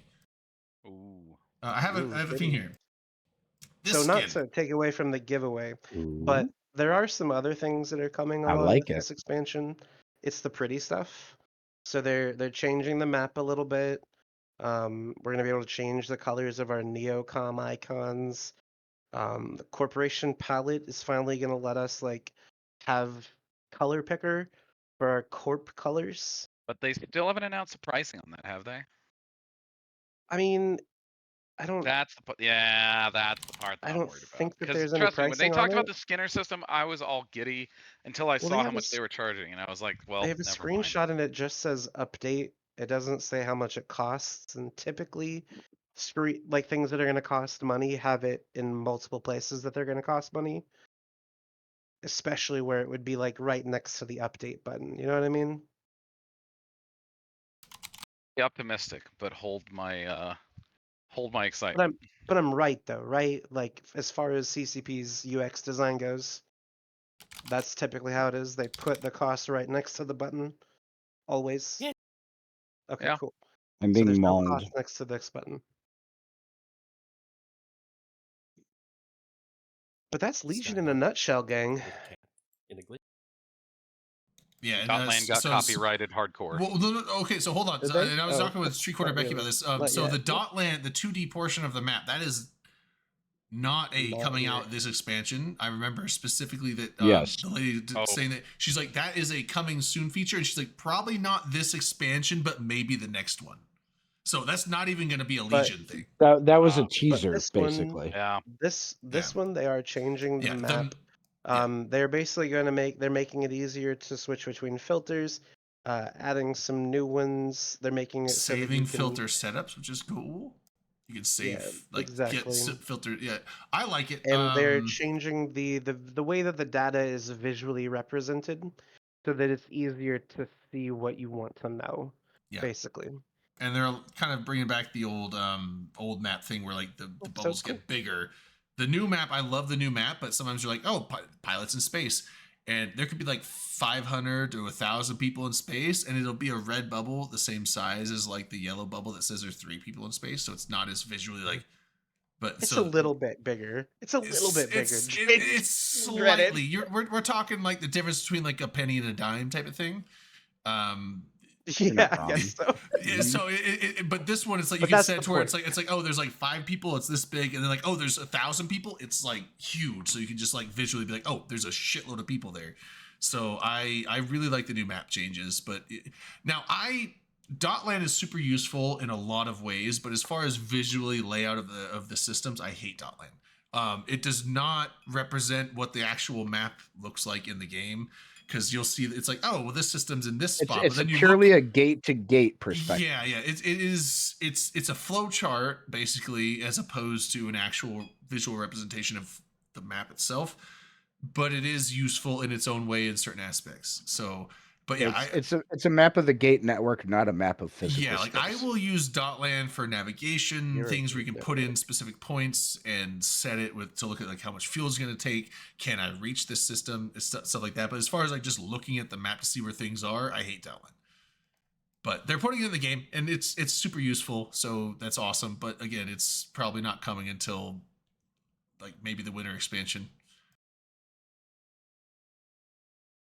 And I don't think that it's going to be any copyright issue. Did Dotland copyright their thing? I don't think No, you can God, copyright. no. God, no. I don't think you can copyright how a map is designed. Like that would be. There's not going to be a copyright issue. It's one of those things where it's like he owns the info. It's one of those things where it's like we know where you got this. There's nothing they can do. I was saying, I mean, they could probably just like, oh, you want to copyright us? Well, then you can't use our IP, so you don't get to put any EVE stuff on your website. It's the same level of it's the same level of copyright of the Mimitar shuttle basically being a TIE fighter. Like, you know where they got it, but you can't really. I'm surprised though. Like knowing Disney, they probably would try and sue for that. So, and a Rifter is a pod racer. At this point, if they haven't tried to prosecute it yet, then there's nothing they can do because you can't just let something. If it's like an actual infringement, you have to. There's a limit on how long it can exist before you prosecute. If it exists long enough and you don't do anything, then in the eyes of the law, it's like, well, if this was an issue, why didn't you do anything about it like 6 years ago? Yep. How much longer are you thinking before you want to do the drawing? Let's go like a few more minutes. There's less people on this one, so if you're not in on this thing, you should get in on it. It's free. Exclamation ticket. Exclamation point ticket. It's a free drawing. If you win it, you can the thing is like even if you don't have access to that station, you can remotely activate it to get the skin, or Street Quarterback, you can asset safety it if you want. It will drop it off. It might take I think it's like so many days to like show up, but then you can go get it, pay a fraction of the cost, bring it to Gita, sell it for a bunch of money if you want to sell it. So, or you could probably remotely sell it. I'm sure there's goons that'll, if you sell it for like a little less than what it's worth in Gita, goons will buy it. So you can still probably get like 1.75 billion, I bet. But it's a cool skin, or just activate it. You can't put it on the market though if you don't have access. There's skills that let you do remote market setups where you can like. Yes, but you still have to have owned. You have to have ACL access to that market to list it there. Oh. Yeah. So, I haven't. Obviously, I haven't used that since Citadel's came out. So, I used to use that like all the time to like sell shit. You could like do a fire sale contract, set up contract in system, and tell goons like just show up in local, and be like, hey. Before you do the drawing, Anybody want a skin? Hey, you want a skin? First one's I want some free. skin, Rick. So before you do the drawing, I want to take a moment then to let everyone know. I know everyone on the panel right now, except for our guests, know, but in a couple weeks, we haven't nailed down an exact date. That'll get put in the Discord. So if you're not in the Open Comms Discord, get in the Discord. We're going to be doing a special version of the show where we're going to call it Hot Comms, where we're going to train thermodynamics to level 5, and you're going to see the panel eat some hot wings while we're taking an interview. You may have seen this concept at another well-known stream. A couple of us, like Alex and myself, are going to be doing lineups that include the hot sauces that were the Empire ones sold at FanFest. And then I am going to abuse myself and mine by having some of the bomb Beyond Insanity, Oh which God. At my house. I've At my house. I've May never God had have it. mercy on your Uh, toilet. I've never tasted it before, and I'm not going to taste it tonight. I've never even smelled it, but I'm gonna sniff it for the first time on stream. And Just remember, no matter how bad it is that going in, there's twice as bad violent. going out. That smells violent. Oh It's my definitely god! Just Like wait till you just see your toilet next. the viscosity of that. Yeah, You know you it's want to There's like the little bit that's like in Don't the do cap. it. I really want to try it, but Don't do it. I'm do gonna it, do it, save do it, do it, do I'm it, do gonna it, Don't do save it, do that. it. I'm gonna save that for do it. when we actually do the stream. But yeah, yeah, when we don't. do this, we're It's gonna awful. and Okay. well, no, Street Corner Becky. Actually, some of us will be doing that because the last dab, I ordered it, and I believe I some did as other well. people on the stream are Yeah. getting it. Yeah, and that And has some pepper of X us, in it. I actually and I got some all my of us will be sauces. doing your mom. I got all my sauces on Hedonist, so all of my sauces were on the last dab for whatever season they were there. And I kind of went for, so they have like a hot scale of 2 to 10 or 1 to 10. And so I got ones for like level 2, level 4, level 6, 8, 9, and 11 because that one goes to 11. Yeah. So we're still working on who's gonna be the one interviewing us, but look for that to be a special version of the show here within the next couple weeks. Yeah, should be good. And if you miss it again, we do now put all of the Open Comms VODs up on YouTube as well, since they're only held on Twitch for so long. So you can subscribe to the channel there. It is linked in Twitch chat. Yeah. Oh, let me know if that Discord invite link is accurate. I hope it's still good. Seems like it was. Somebody just joined, so. Okay, cool. I was like, I'm pretty sure I remember like it was an invalid one because I think I put one in there that had an expiration date, so it was like people couldn't join. But I think I set it with an unexpiring one. Okay, sweet. Yeah. So yeah, that's the Discord. And then also when you join the Discord, it should give you into an open channel, like a welcome channel thing, where you can pick based on whatever you like. You can pick whatever channels you want to have access to. That way you're not getting, if you don't want other game pings, then don't join that. So then you won't get pings blowing up your phone for games that you don't play. Stuff like that. Never ping. And also, we do, however, ping when we do our weekly roams, which we do out of you formed ups are in Jita and Thera, but we will provide chips for that. Just come. Totally open to anyone. Sweet. Let's see, where were we at? We were really about ready to transition to the next topic, I think. Unless you want to do the drawing now. I'll do the drawing real quick. Let's go. Rain wins this game. Yeah. Rigged. Dom could have just driven the skin over to her house. Wait, you want it re-rolled? You don't want this? You don't want a Marshall skin?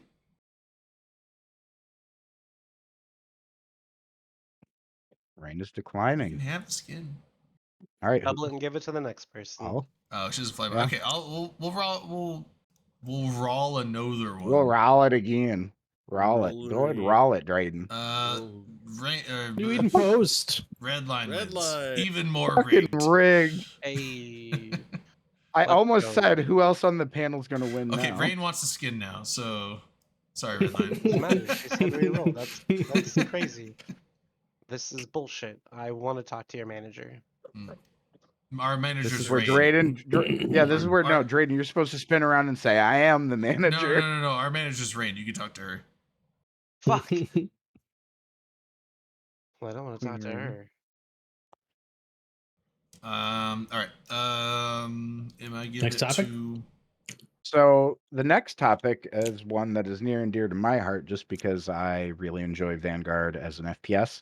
But we did get a keynote for Vanguard. This FanFest was different than in the past, where we had the main overall keynote presentation that was mostly about EVE, but it also touched on all of the other parts of the IP and the other games that are out there. And then there were individual presentations, like there was a Frontier keynote, and this here is information about the Vanguard keynote. Redline, did you know that there's a character named not Redline 13? I did, in fact. Would you care to take a guess who that character belongs to? Not you. Me. You would be incorrect. Damn. Alt burn.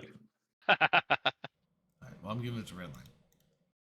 Yes, that's the one. All right, contracts up.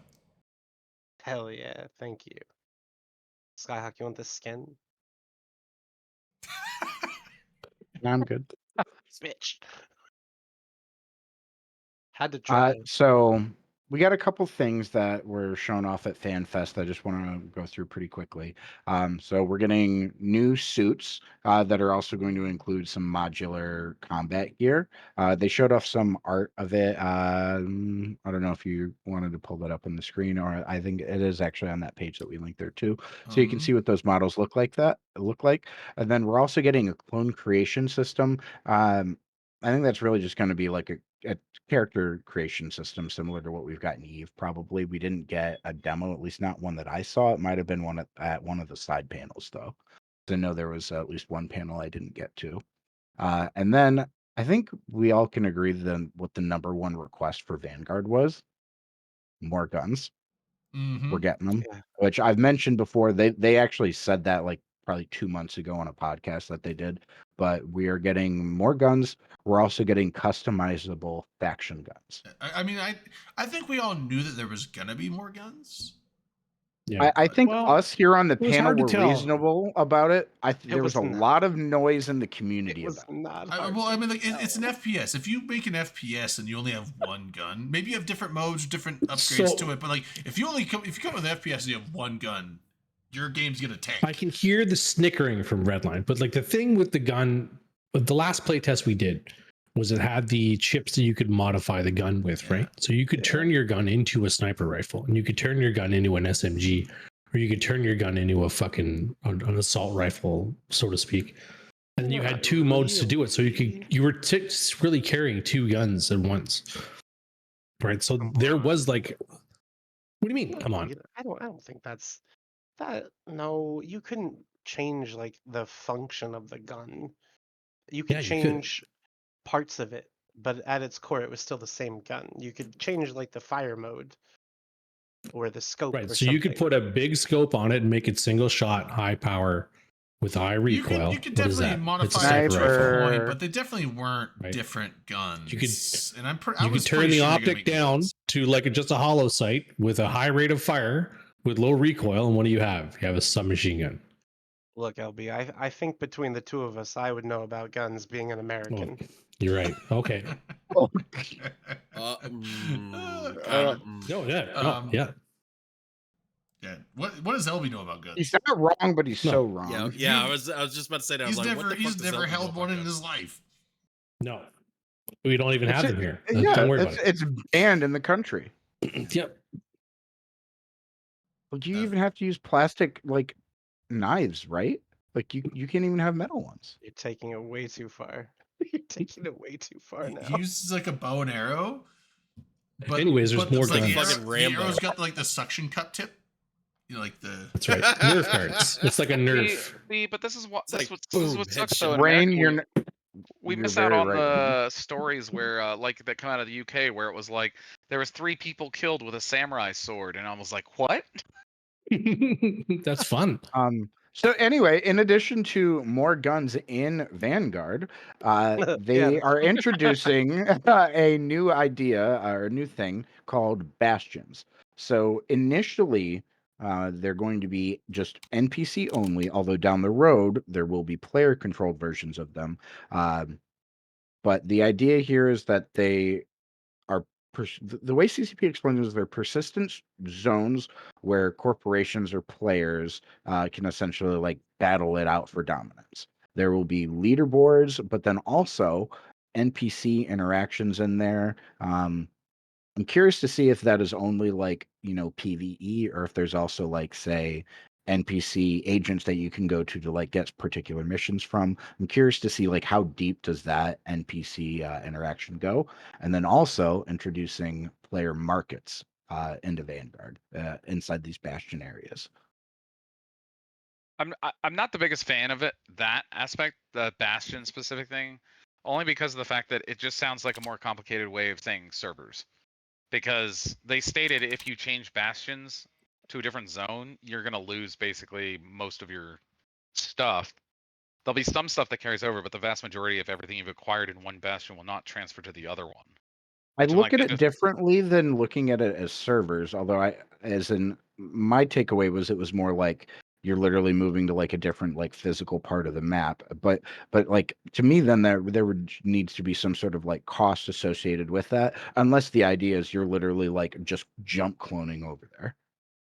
Yeah, I have a feeling that's kind of what it is happening is if you go to a different bastion, you're basically kind of jump cloning, but you lose you have to leave all of your gear behind, which I don't know. I don't like that because of the simple fact that, okay, what happens when my buddy starts playing and we're playing, but he's in a different bastion than me?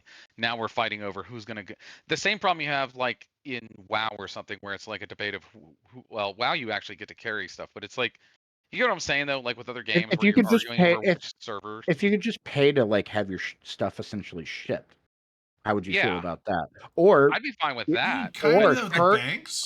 Or courier contract it from Vanguard to EVE, and someone moves it in EVE for you. Yeah, that'd be cool. Maybe, but I mean, I know that well, you could bank credits in the game, like you send those up and without having to extract, but items, although it'd be weird because like I mean that would be risky to like I'm gonna set these items on the ground and hope someone in EVE is ready to take them right now. I don't know about that, but I mean you could do it yourself. Yeah, true. Set up a courier contract to your EVE fucking character, have them fly it over. Yeah, same as in Dust, where if you wanted to have an orbital bombardment, you got an EVE character and you flew over in game while you were playing Dust, and then. Although I mean, the thing is that you could orbital bombardment without a player there. It's just if a player was there, it's bigger. It was way different. As someone who started on Dust before EVE, I can tell you it was crazy if you had a player there, because you got it before anyone else got it, and it was only stopped by a timer, basically.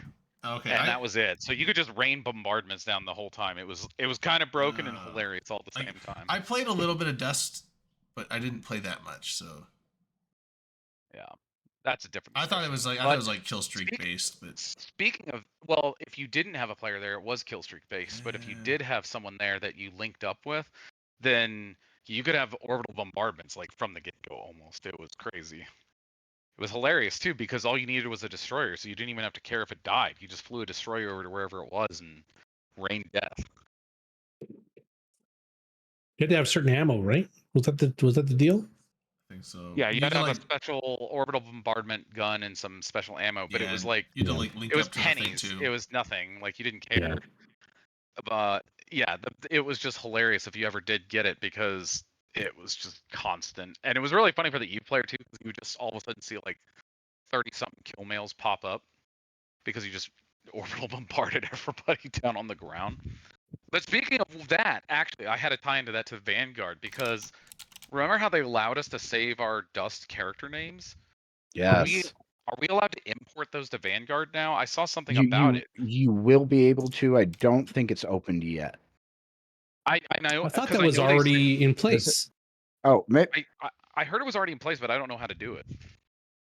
Then I'd have to look back at it, posts and shit. But I do know they saved them because I have a Harder corp. than I ever. still have an Eve character that I put as the CEO of our Dust Corp, and we still have the Dust players in there who saved their names. Yeah. Everyone else they changed to Minmatar, civilian, soldier, something like that. And the people who actually saved it, I can actually see their Dust character names are still in the corp.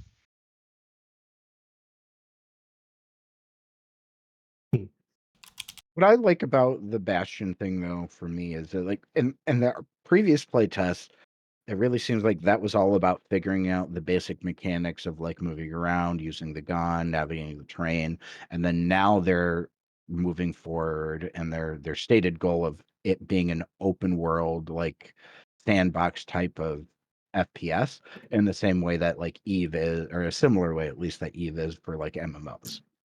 You ever think they're going to expand the squad size? God, I fucking hope so. Yeah. It gets Or at fun least when we've got two squads here on Open Comms at the same time in the same channel, all playing. It gets real fun. I do wish there was a way to be a little bit more. I mean, I get that you don't want to have it be bigger groups because then you just have like massive groups just be unstoppable. Where you get, but Our it's like three it's squad like keeps a getting wiped out by well, I great know a players. 3-man squad. It's like I wish there was a way that you could play with more of your friends at the same time rather than just like, okay, me and 2 people are going to squad up and that's all we can do.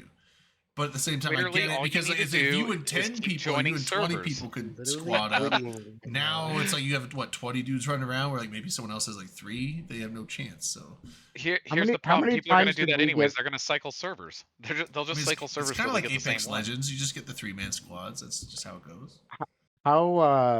How many times did we get absolutely slaughtered as a 3-man squad by one good player? I can't Dozens. count that high. Yeah, exactly. Like that's yeah. That's how it rolls. I always felt like I was doing really so- well, and then it's like, oh, that's a bot. Oh, I kicked that guy's ass. That's a bot. Fuck. That's not. So the Nemesis event, which is going to be the next like pre-alpha, which that's I guess what we've really been more calling it. CCP hasn't really been calling them that, but that's effectively what it is. The Nemesis event kicks off September 16th. They didn't say how long it's going to go for though, and the last one, if I'm remembering, they extended it partway through. I'm hoping for as much Vanguard time as they'll give us, and I plan on playing it and streaming it as much as possible during that time. I will try it but- again. My computer struggled since they've improved on it. The first iterations, my computer was fine if everything was turned low. The last time everything was turned low, and my computer would run it fine, but about every 5 minutes, my FPS would drop to like 1 for about 10 seconds. And so it's like sometimes it wouldn't do it in a fight, but sometimes it'd be like, oh, and then like if it just happened in a fight, it's like, ah, fuck, okay, I'm just dead. But Yeah. but outside so you're saying that that's the thing that's September, but then next June is the actual early access launch. Yes. So, yeah. they didn't say I'll have a new June. PC They by said then. summer. They said summer 2026. I think they said specifically June at the thing. I Did thought. So when I was writing the show notes, I read through their like announcement, and it said summer 2026. No. Yeah, but June is in summer, so Well, it It is in is, summer. so- Because I remember I- You're both correct. not the Vanguard keynote, but just the generalized keynote on what was it, Thursday? Like the precursor keynote. I thought that they mentioned specifically June. I hope so. The sooner the better, in my opinion. But it is on like you can go wishlist it over on Steam, or and I mean I don't think that most of us though that actually play EVE will get it through Steam. Probably do it straight through CCP. Yeah. Don't tell me that to live but my the, life. the point of wish listing it on Steam is to have it the exposure Yes. will be greater if more people wish list it. And I mean, I've got people that like in my office at work that have zero interest in playing EVE, but I've showed them some of the streams that we did that have now since been put on YouTube and talked to them about like what's going on with Vanguard. And they're like, oh, that's interesting. I would totally try that and play that. So I'm going to get some non-EVE players actually in as well when the event comes in September and just see what non-EVE players think about it. Because I've not heard any non-EVE players say anything about it because I don't know any that Yes, have you tried have. Vanguard. Well, and What are what you Elby was talking saying, like, about? yeah, I've tried Vanguard. no, you didn't. Yes, I You did. have UFCS, and you're an EVE player. But no, so what LB was saying, like, and that's true. They remember saying, I remember them saying that as well. They're saying even whether you get it on Steam or not, if you wish list it, that help. It's kind of like liking a video on YouTube. Like, it helps with the algorithm, and it will make it more popular, and therefore become a much more projected thing, so that more people will see it. It'll be more of like a, featured hot game, like, type of thing. So it will recommend it to more people that maybe don't play EVE or don't have an interest. If it sees it, oh, you play FPS games, it will be more likely to recommend it to them if more people wishlist it. So they were saying, like, even whether you get it on Steam or not, go wish list it on Steam anyway. Hey, Gita. Me, I will be boycotting it for reasons. Oh my god. You're such a rebel, Redline. Hashtag Gotta cancel Redline. You could try. Bigger men than you have tried. You know, You want to talk more about the guns and the inspiration for some of the guns? The shotgun? What inspired the shotgun? So a lot of the, like, assault rifle is an assault rifle is an assault rifle across most FPSs, right? They're all the same. But if you remember back in like the late 90s, early 2000s, games like Quake and like stuff like that, Unreal Tournament, they had like iconic weapons, right? Like the flat cannon, the railgun, things like that. BFG. So the inspiration for the guns in Vanguard come from games like that. So there'll be an assault rifle, but they'll also be like, they literally rip them right out of those games. Gun. The plasma pistol, right pistol from Halo. They just I saw that. It was like, it's this guy, you can shoot it, or you can like hold it and charge it, goes pew. I'm like, that's literally the Halo pistol, but okay. Yeah, that's a Halo plasma pistol right there. Yeah, but I mean, hey, they even mentioned like if they can make a better Halo than Halo. Yeah, they wanted. They're like, we want to get away from like traditional things like Call of Duty and Tarkov and things like that, where it's like traditional like normal weapons, and they wanted to go into more of like the sci-fi weapons, and they mentioned like like Halo, as they should, Halo and Doom and like things like that. And so it's like, it's like nothing wrong with taking a tried and true tested weapon that people are just like, this is cool. I'm all down for that. So and I was gonna say something dumb, and I forget now. It's probably better. If they go down that path, I just want sticky plasma grenades, like from Halo. Yes, give me that. Yeah, give me sticky. You stick one on someone, you're just like, "Fuck you." Fuck you, and then their response like, "Fuck you," and then they die. What's your name? I'm gonna post a link to an image in Twitch chat. We're also going to get proximity comms, basically. That's what I was going to talk about. Oh my god. There we go. Yes. Oh my. Dude, F-bombs are coming back. No. So if you click that link I put in Twitch chat, it's a picture of like a weapons rack with a bunch of guns on it, right? And you can see, like, look at that one on the bottom right. Like, that's not a. What the fuck is that? I think I saw that. Like a honka chonk. I think I saw that in an Adam and Eve online store or somewhere, but. Thunderstorm. Bad Dragon hasn't released it yet, but it's coming. Yeah. Oh my god. So the proximity chat. So is that going to be like Planet Side, where it's proximity chat but only friendlies, or is it going to be proximity chat of like even enemies that you could? That's Dragon is back. Yeah, because I remember some of my favorite experiences with proximity chat was in Planet Side, where it was actually Planet Side 2. Planet Side 1 was my favorite FPS game MMO back in the day, but Planet Side 2 I remember getting in a Galaxy, and it was with I was solo playing, jumped in, it was a whole platoon or whatever. I ended up joining their squads, and there was some guy that was, I swear, it was like take Manic Velocity's radio voice, but he was just kind of doing like the Hello Vietnam style You're like, all right, boys and girls, strap in.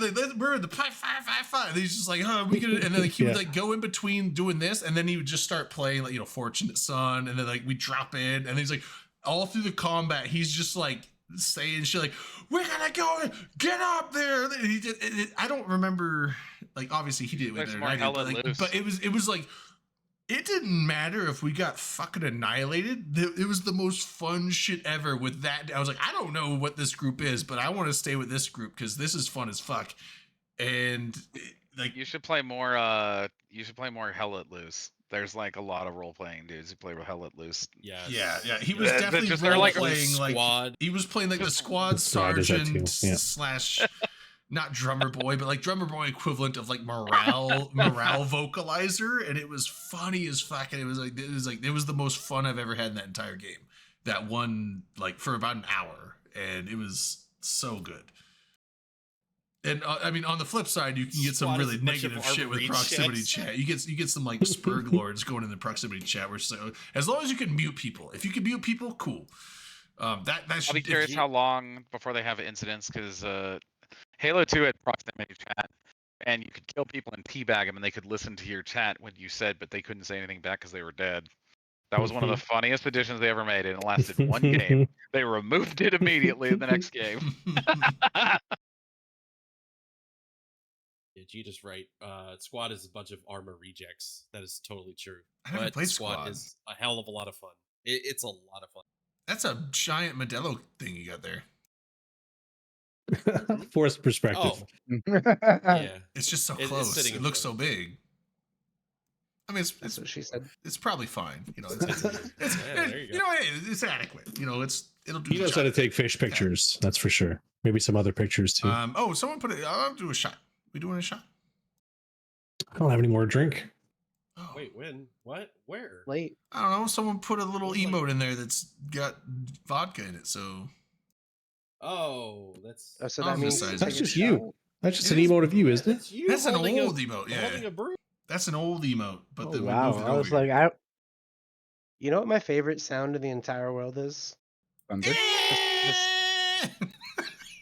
This, that's actually we have the same idea. Redline has, or not Redline. I'm sorry. That's and pretty telling about Skyhawk how has you not think seen that about movie. me. We have the same idea. What movie? It's actually the sound of the needler. Pew, pew, pew, The pew. sound of the needler? Oh yes. It's like a little pew pew pew, and then like the little like crystal cracking. Yeah, great sound. Yeah, y'all are making me.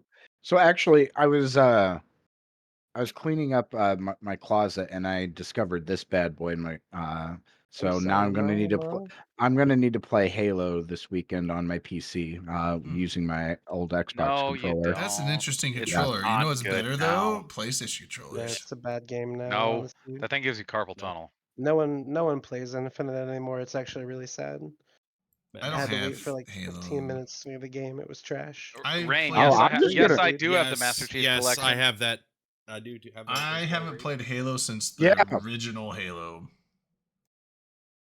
Rain, I will stream that with you. If you want to play that together, I will stream that with you.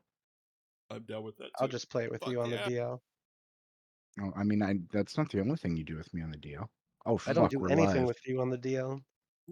Okay, honey boo boo. I never really got into like the multiplayer Halo though. I just like the camping. Oh my god, what?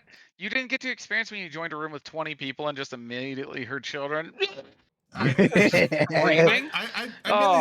mean, I had it on PC and I just played the campaign. I was like, that was a cool game. And then like, oh, there's a PvP, and I played it for like an hour. I was like,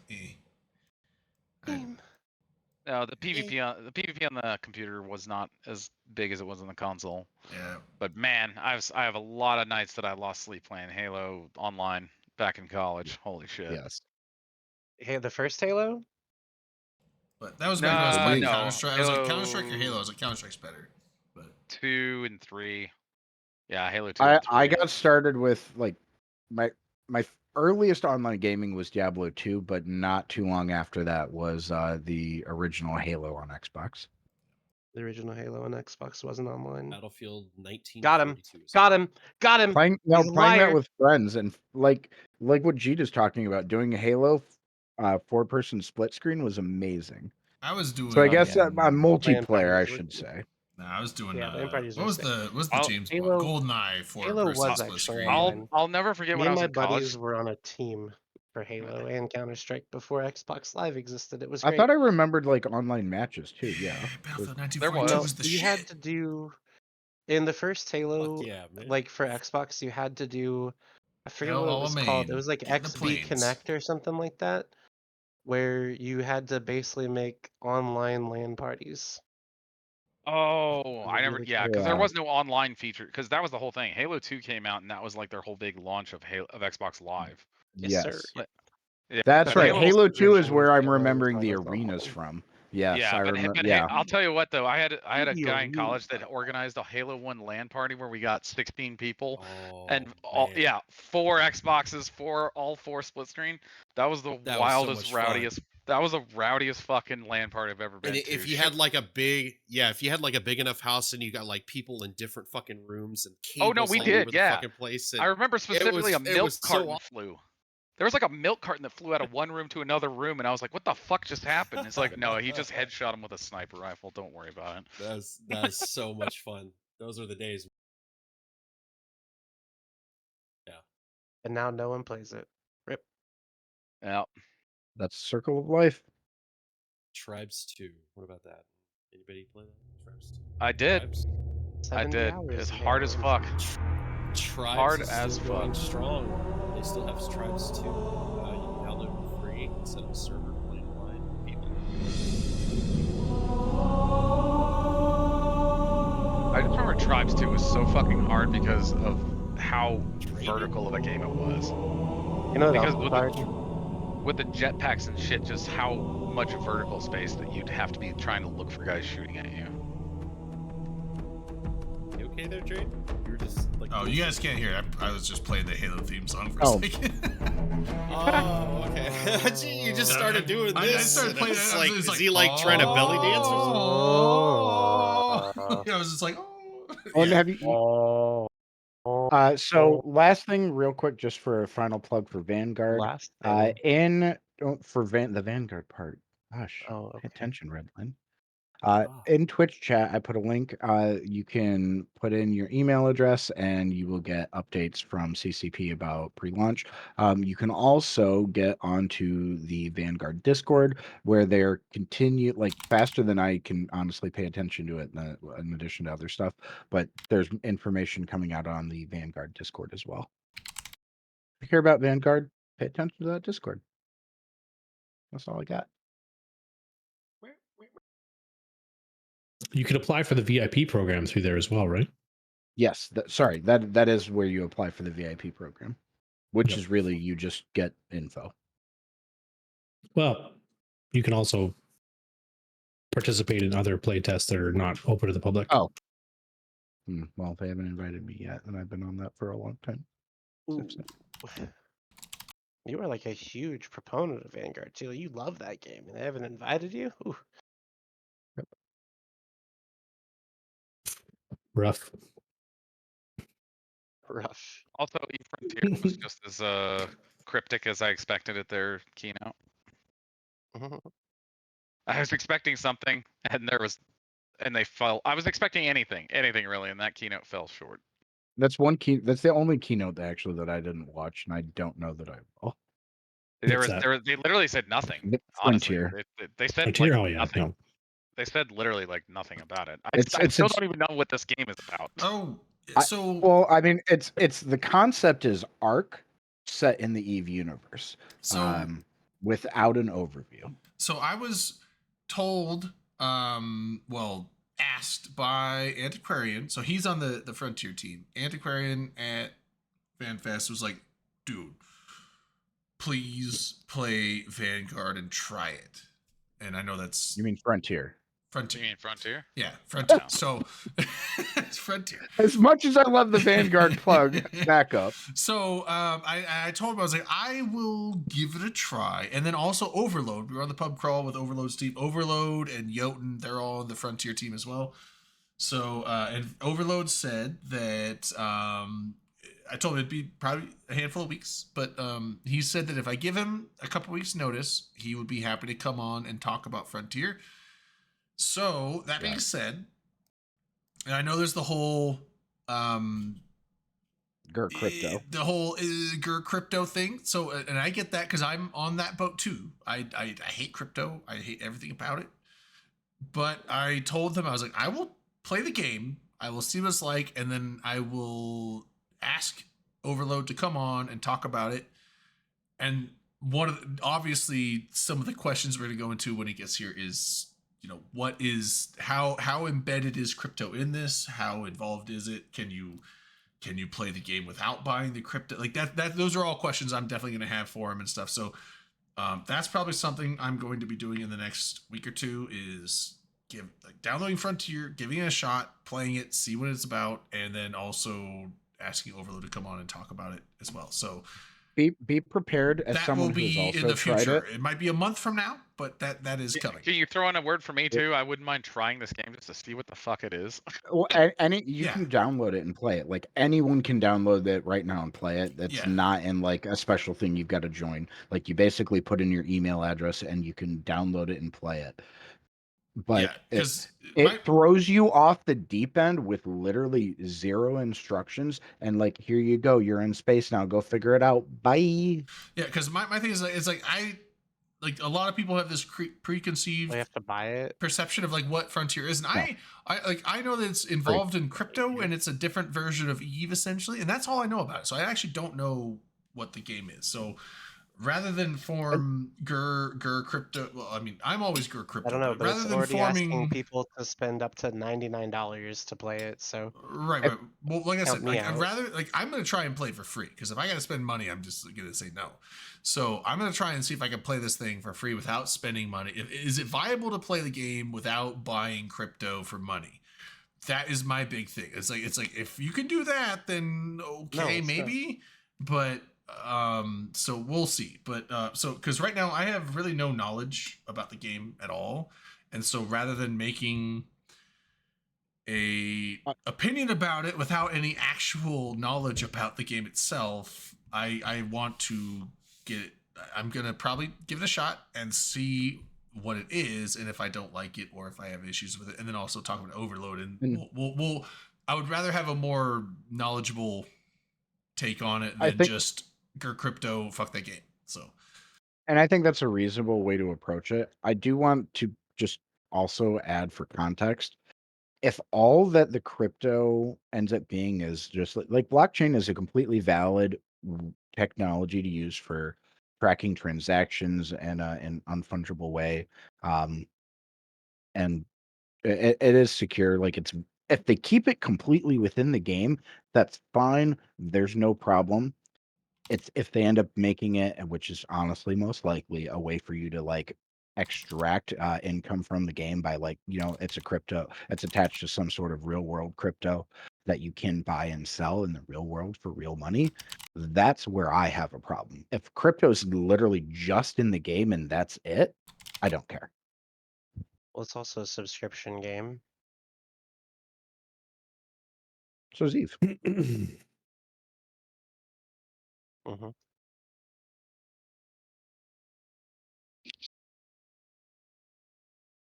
Yeah, well, like I was saying, typing out, I'm gonna test it. I'm gonna test it. Like, I don't want to buy crypto. So if they're like, oh, to play this game you have to buy this crypto, I'm instantly out. No. What does referral links get you? But so my thing is, like, if I can get in and play the game without buying any crypto, then we'll see. If it requires me to buy crypto to play the game, period, then I'm not interested. I'm just not. But I'll see, because I think we had Millant on a while ago, and he was talking about that. Oh, you don't, like, you can buy crypto, but I thought he was talking about there's a way you could do it with it, kind of like buying Plex for ISK in EVE type of thing. So I don't know. Like I said, I'm willing to give this a shot and test it, but my limit is I want to, like, if you can play the game without buying crypto, then I'll give it a shot. But if I have to buy crypto, then no. Then you're out. Then I'm out. Then I'm out. So that's, and if I can play it without buying crypto, then I'll give the game a shot and see what it's about and see how to play it and see how it goes. And yeah, But just be prepared. It's I am EVE prepared, but dialed to hard mode. You have to like figure so much stuff out. And once you move past like your initial ship to fly anywhere you need fuel, like your ship actually moving through space costs fuel. yeah, well, I'm good at puzzles, so Rain knows. You'll love it. Also, what Rain said, one of the things for like so one of the presentations at FanFest talked about the migration they've been doing with the code to a modern code base using Python 3.2, and updating the code base for EVE Online all at once is really, really risky and dangerous. But it's a lot less risky when you're doing it for a game that is pre-alpha and like as early as Frontier is. So what they've done is the engine that it's fundamentally the same engine that EVE Online is running on, but it's actually updated using modern code. And so they're going through and making the tweaks and changes and improvements on that. And then they'll essentially be able to backport a good chunk of that to EVE Online. Yeah, they did. They did mention here. that actually in the keynote. They were saying Frontier is great because it's like a test bed that they can see how things work, Exactly. and then potentially port them over to EVE. Yeah, they're being really smart about what all the opportunities that they can do with this, including how this game that they're making with money that isn't CCP's because it comes from an outside investment group, and make it actually also beneficial to Tranquility. And I think that's an awesome thing.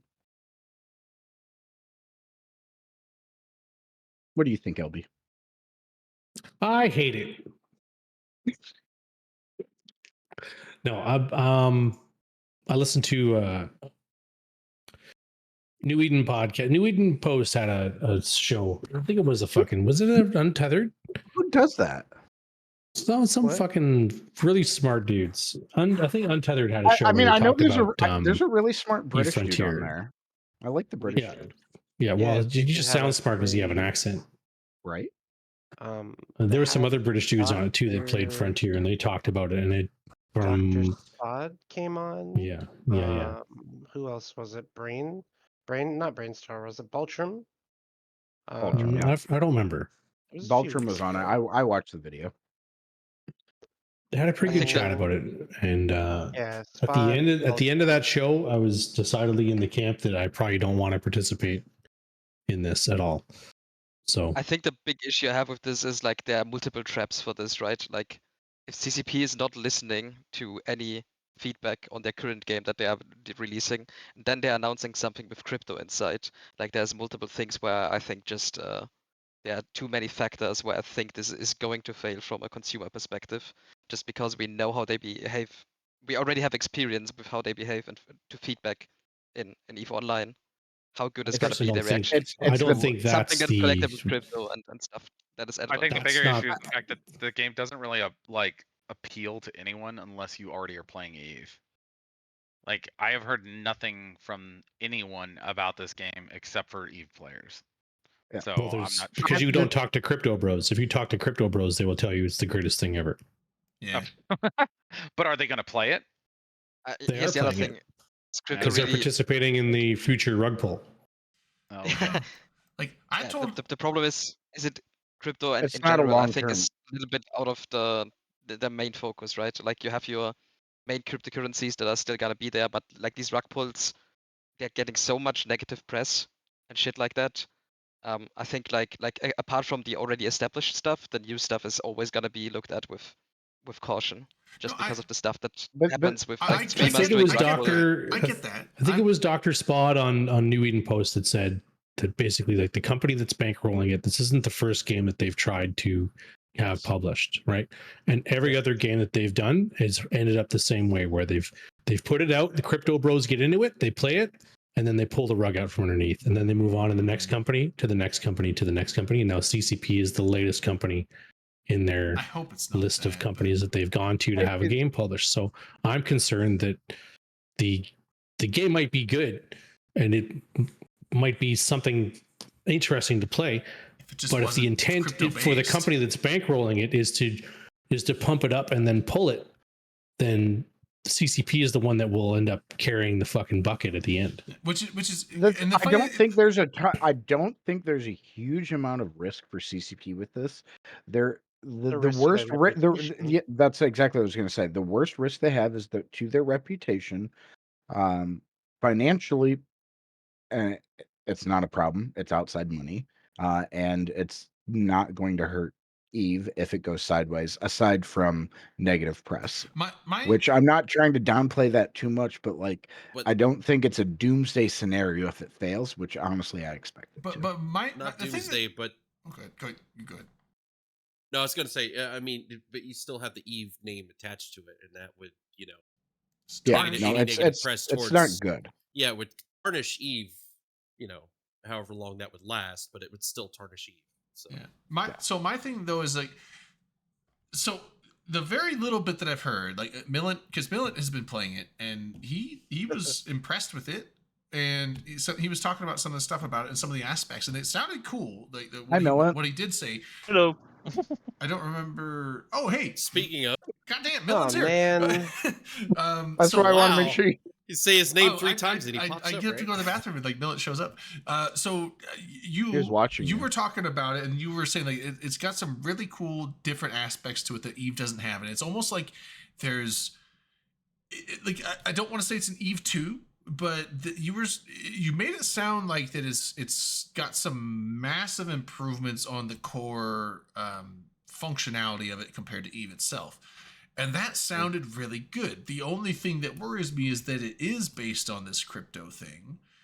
I don't, maybe you can answer this. So is crypto in this game almost like a Plex in EVE? You don't have to have it. You can can you farm in-game stuff to buy the essential crypto coins with ISK equivalent?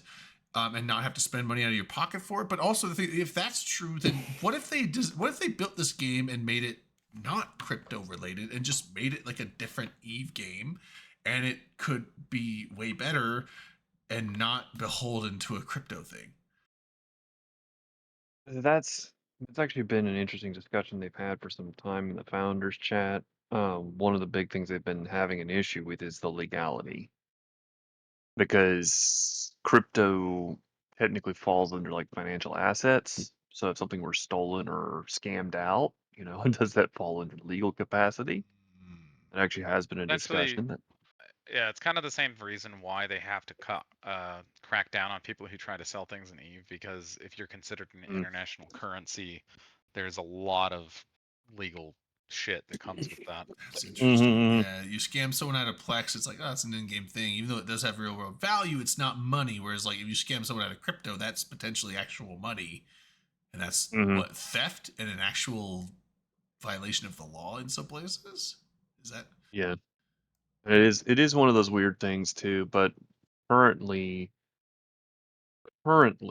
with the system now, earlier in the tests, it had a login system where if you came in every day and you went through this, it was a really roundabout way of doing it, but you had to go from Frontier, you had to then go to a website externally, click on something in there to then port it back into Frontier, and then you would get a certain amount of EVE.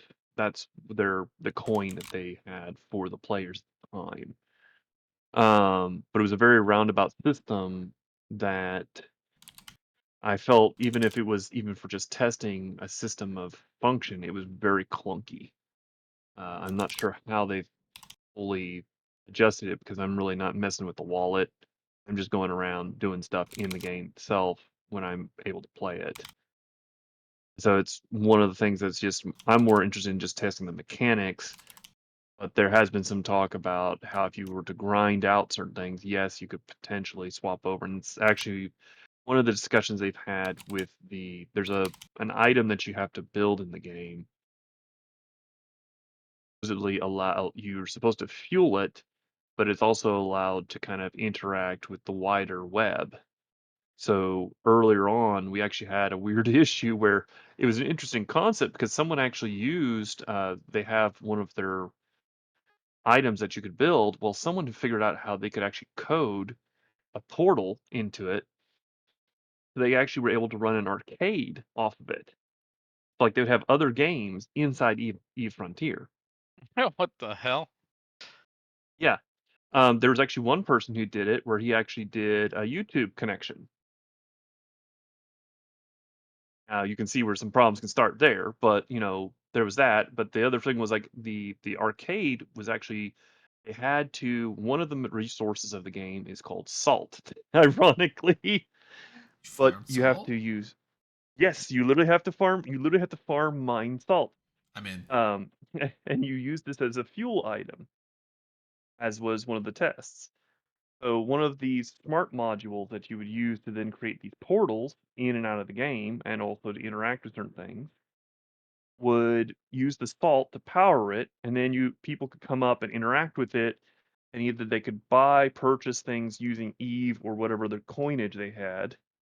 I don't know if anybody else has actually used any direct crypto exactly in the game just yet, but I've never played. we had the Eve, stuff that was able to be swapped around purchasing because like one of the things in order to do was in order to get the salt, you had to mine a very specific resources called matter. And so they had different forms of this matter. It would basically be like almost like having a for us as Eve players, the closest thing I can get it to is it'd be like us basically mining a wormhole graphically. Oh. I find And it then funny that basically you it's would a specific substance called matter, which is very vague. But sorry, go ahead. yeah. Well because it's crude. Right at the moment there's crude and young matter. And supposedly these sources, but it's also how you get your fuel too. Well, early on in testing, we were allowed only we could only purchase lenses, which were we had basically almost like a version of a gas hopper. But the item in question, it was a crude matter collector. And so what it would do is it would suck down the crude, and then you would refine the crude, and then you would have two different items. You have salt, and then you would have raw resources then to make the fuels. And each of the fuels that we had different grades of fuel that also allowed you a certain amount of efficiency for jumps or effectiveness for your ship powered. So as time went on and as the game has been changed throughout things, overall functionality of the game. But right now they're testing some more stuff. They just changed some more mechanics and we had to recross check what they've changed again. So maybe you answered before I came back in. So my quick thing with this though is like, can you play Frontier without buying any crypto? Is that a thing? It's possible, but you're probably going to end up paying it's kind of same subscription. They've already had people come in. The founders had to pay a certain amount. Well, I mean, like Eve has And a then subscription too. Although I don't know if I yeah, like my subscription being my subscribing to buying crypto each time, yeah. but so outside of like a monthly sub, which I mean, I guess whatever. I mean, like Eve has that too, so I wouldn't consider that like a deal breaker. But like as I play through the game, am I going to get to a point where it's like, oh, gotta buy more crypto? Oh, is it kind of like one of those like mobile games where it's like, oh, you want to do this? Buy some gold, buy some platinum coins to amplify your progress. Is this game one of those where it's like got paywalls and shit where it's like you could play it for free, but if you aren't buying this crypto regularly, you're just never gonna go anywhere? Is it one of those things? I haven't yet seen anything that does that directly because I think that would be too much of a kill on site situation. Basically, and plus right now with the current situation in the gaming sphere, there's a real big mass rebellion against live service games, which I think is kind of causing some problems elsewhere for games that have been around for a long time. But I don't really think at the moment, not that I've seen yet anything. What did you say? What's a big Basic. problem you were saying is in the industry right now? Well, right now there's a pushback in the PR situation where live service games, a lot of people are pushing it back against live service games. And so I'm not sure if that's going to affect new players into games because a lot of people are like, oh, we don't really want to be on live service, we don't want a subscription. Yeah, that's like And I that, know that's like one of the big problems. Like it's one thing to have a subscription that gets you extra stuff, and Mhm. I know I've compared it. I've compared a lot of people. I've compared a lot of games to this, and I know it's not the same game, but like I usually look at like what happened with Destiny, where they had to shift to it's completely free to play, but you can pay a subscription if you want extra content.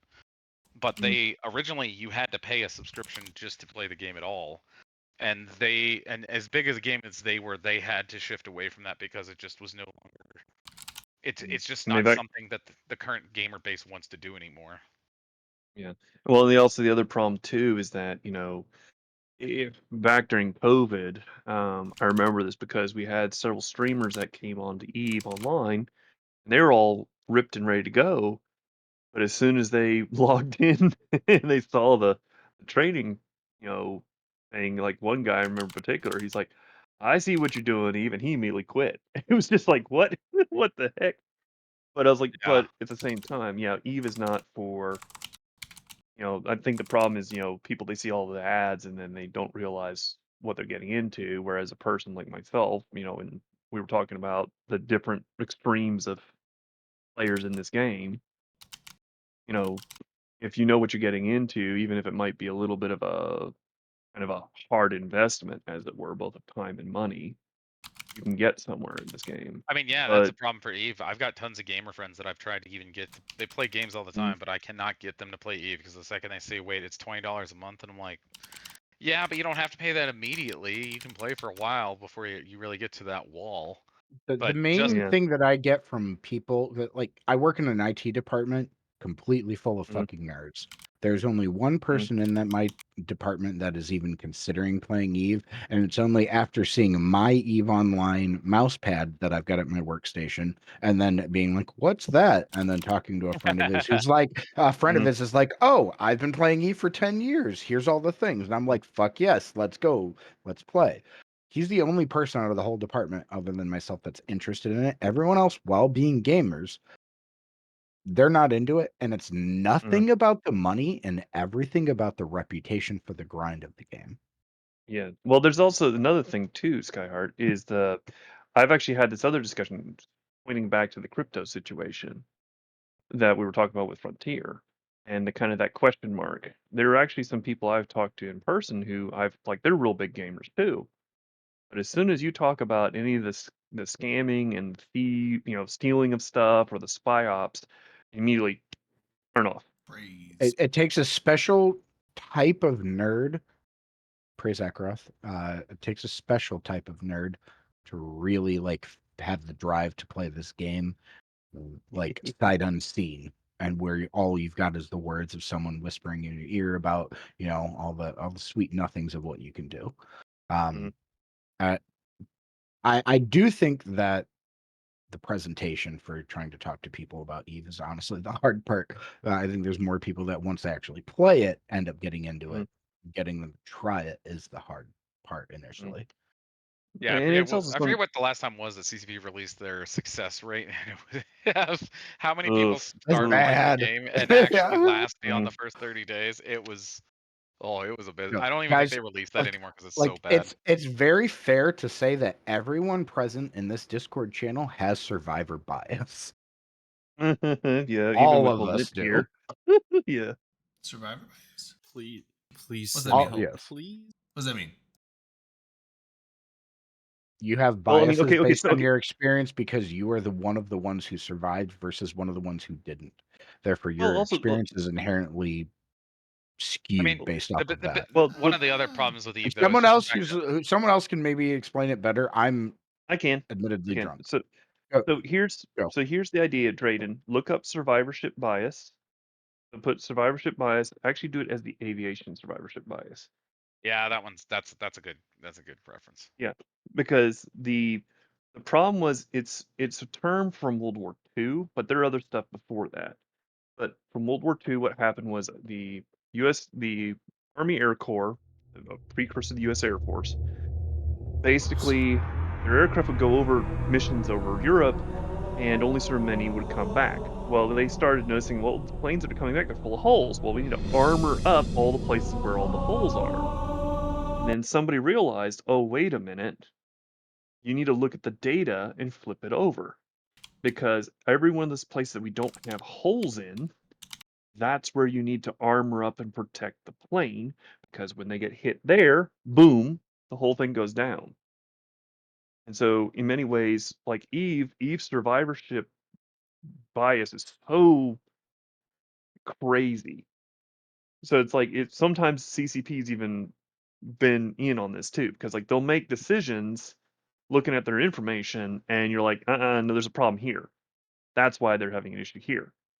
You know, like one of the problems I'm consistently hearing now from the new players, and it's shown up on the EVE Discord every once in a while. It's like you'll get somebody who gets completely confused, follows the instructions on the air program, and they jump to a site because it's on the requirements, and they get completely kablammed.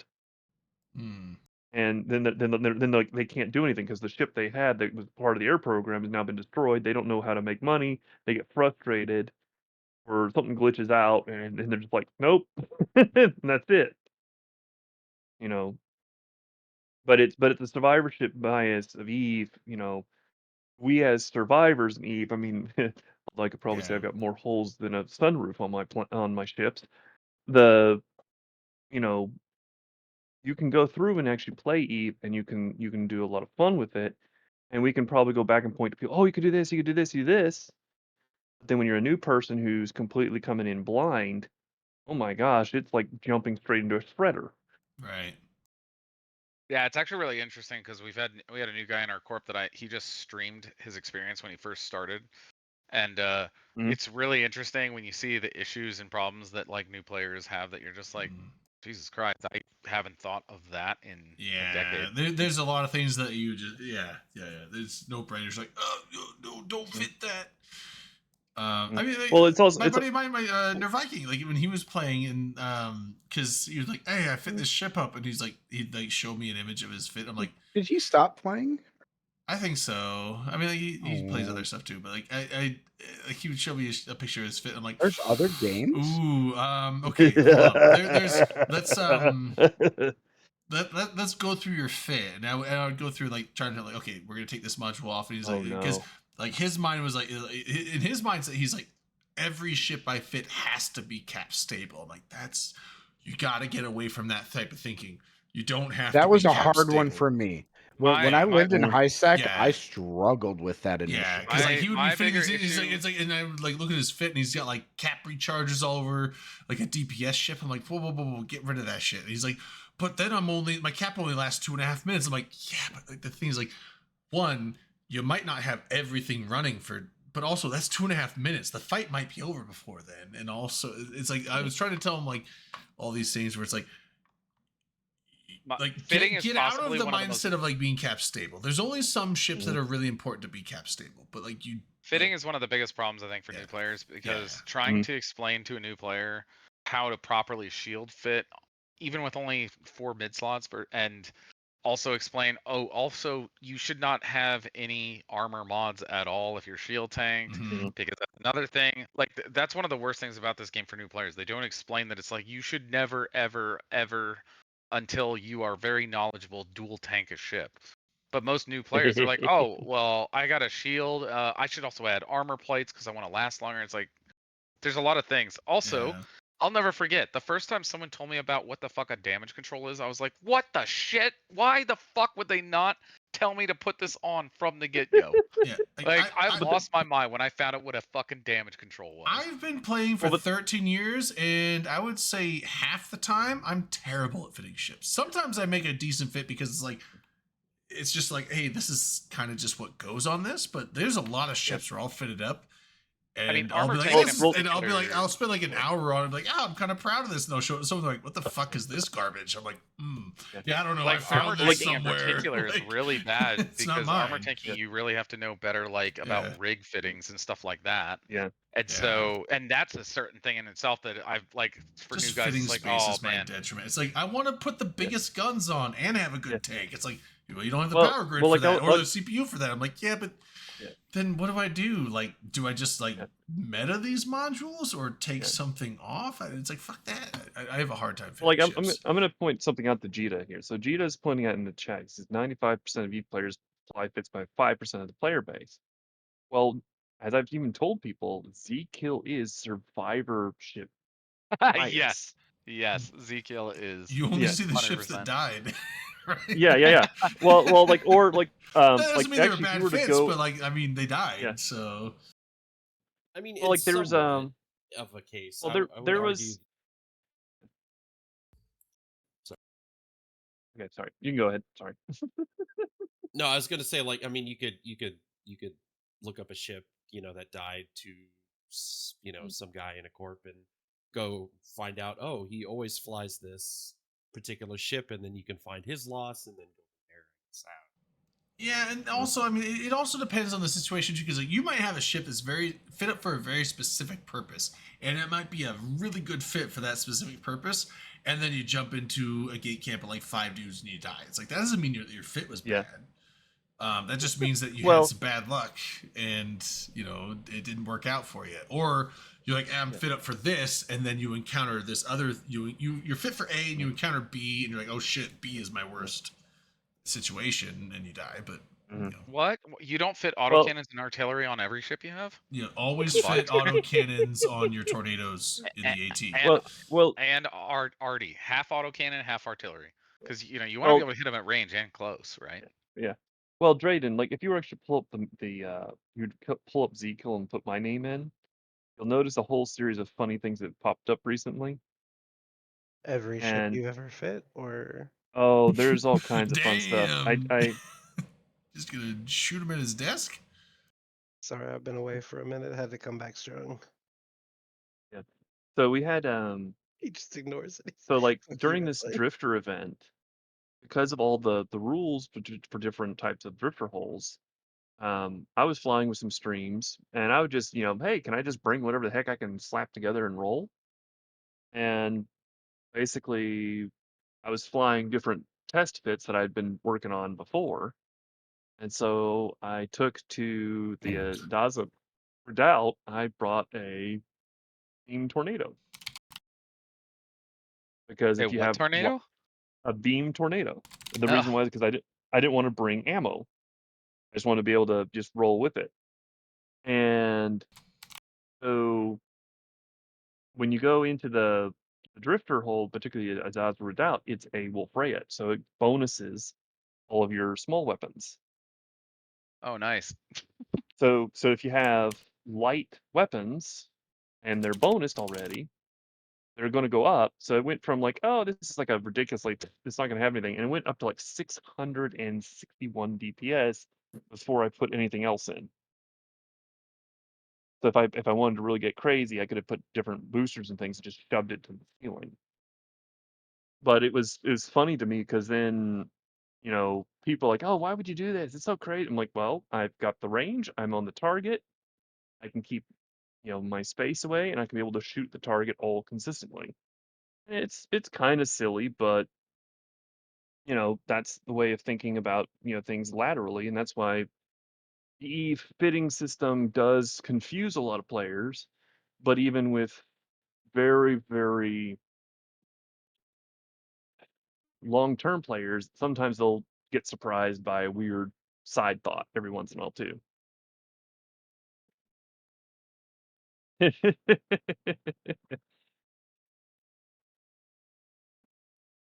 But yeah, it is one of those weird things like where you can try different stuff, or like there's on the Z-Kill, there's a laser Loki that I lost by, because I popped out of the hole, and because of some glitches that were happening, I wasn't able to cloak up fast enough to get away from the drifters. But that laser Loki was specifically designed for the Crimson Harvest event, because I was using it to get into other areas to get after materials, and the area really had real bad, market supply, so I had to just kind of fly, fly self-sufficient. That's the thing. That's the thing about EVE. It's a really fun, weird thing. By the That's way, crazy. I just tried to start. I just tried to start Frontier, and it says you have to get founder access, which requires buying something. You literally Yeah, just because- you put in your email. No. All I did to get access to it is put in my email for founders access. Boom, I got it and downloaded it. I spent I did that. $0.00.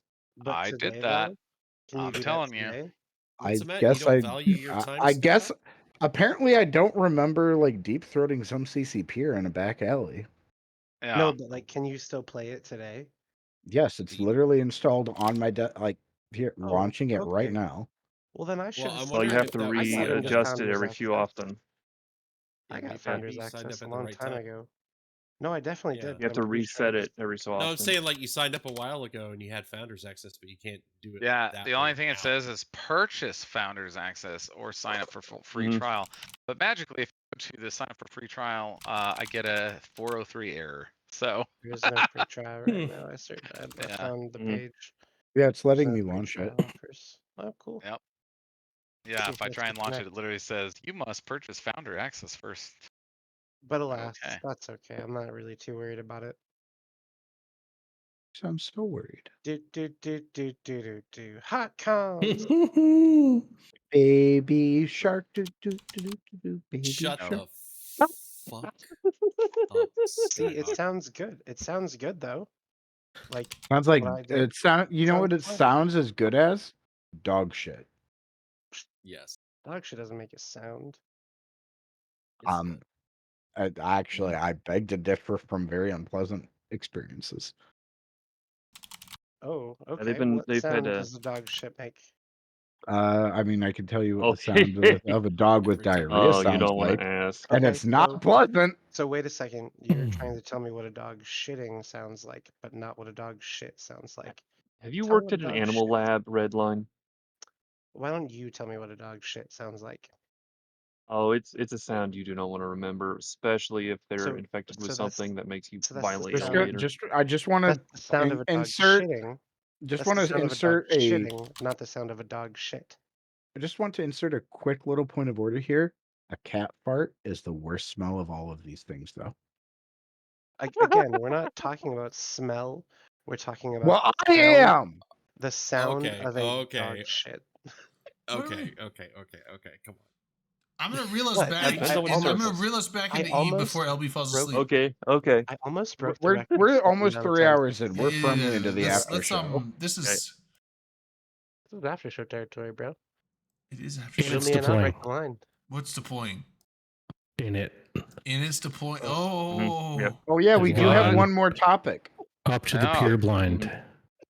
The blind that I is don't pure. know. I don't know what this means, but it's happening. what are they doing got up it. there? So I've always wondered Is I don't know. Frat going to answer the What? call? what makes the region of blind so pure. Because don't know. no one Actually- sees anything. It's actually gonna go- because the region is. Is it because no one sees anything, or is because no one No, can it's- seize anything? It's the It's- Helen it's Keller no of one can space. see- It's no one can see anything because the sun Alex. is actually really bright. Have you seen it? The nebula. I kind of feel bad for laughing at that. But Why? Every time someone makes a Helen Keller joke, it's like, oh, that's not good. It's like, I mean, come on. It's like a 9/11 joke. It's been enough time. Like it can happen. It's not been enough time. Never forget. Time gated. Yeah. I mean, Hey, speaking of Helen Keller, what did Helen Keller and Hitler have in common? Jesus mm, fucking Oh, Christ. I don't like. Are we gonna get canceled? You mentioned the. Nope.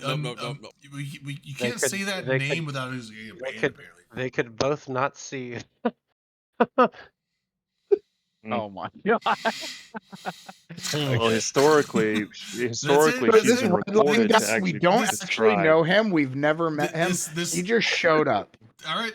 Thanks everyone for tuning in to probably the last Open Comms ever. We're banned after this. Why would that be the last? We'll just see. We'll just see next week. I think we're fine. We're fine. I think we're all right.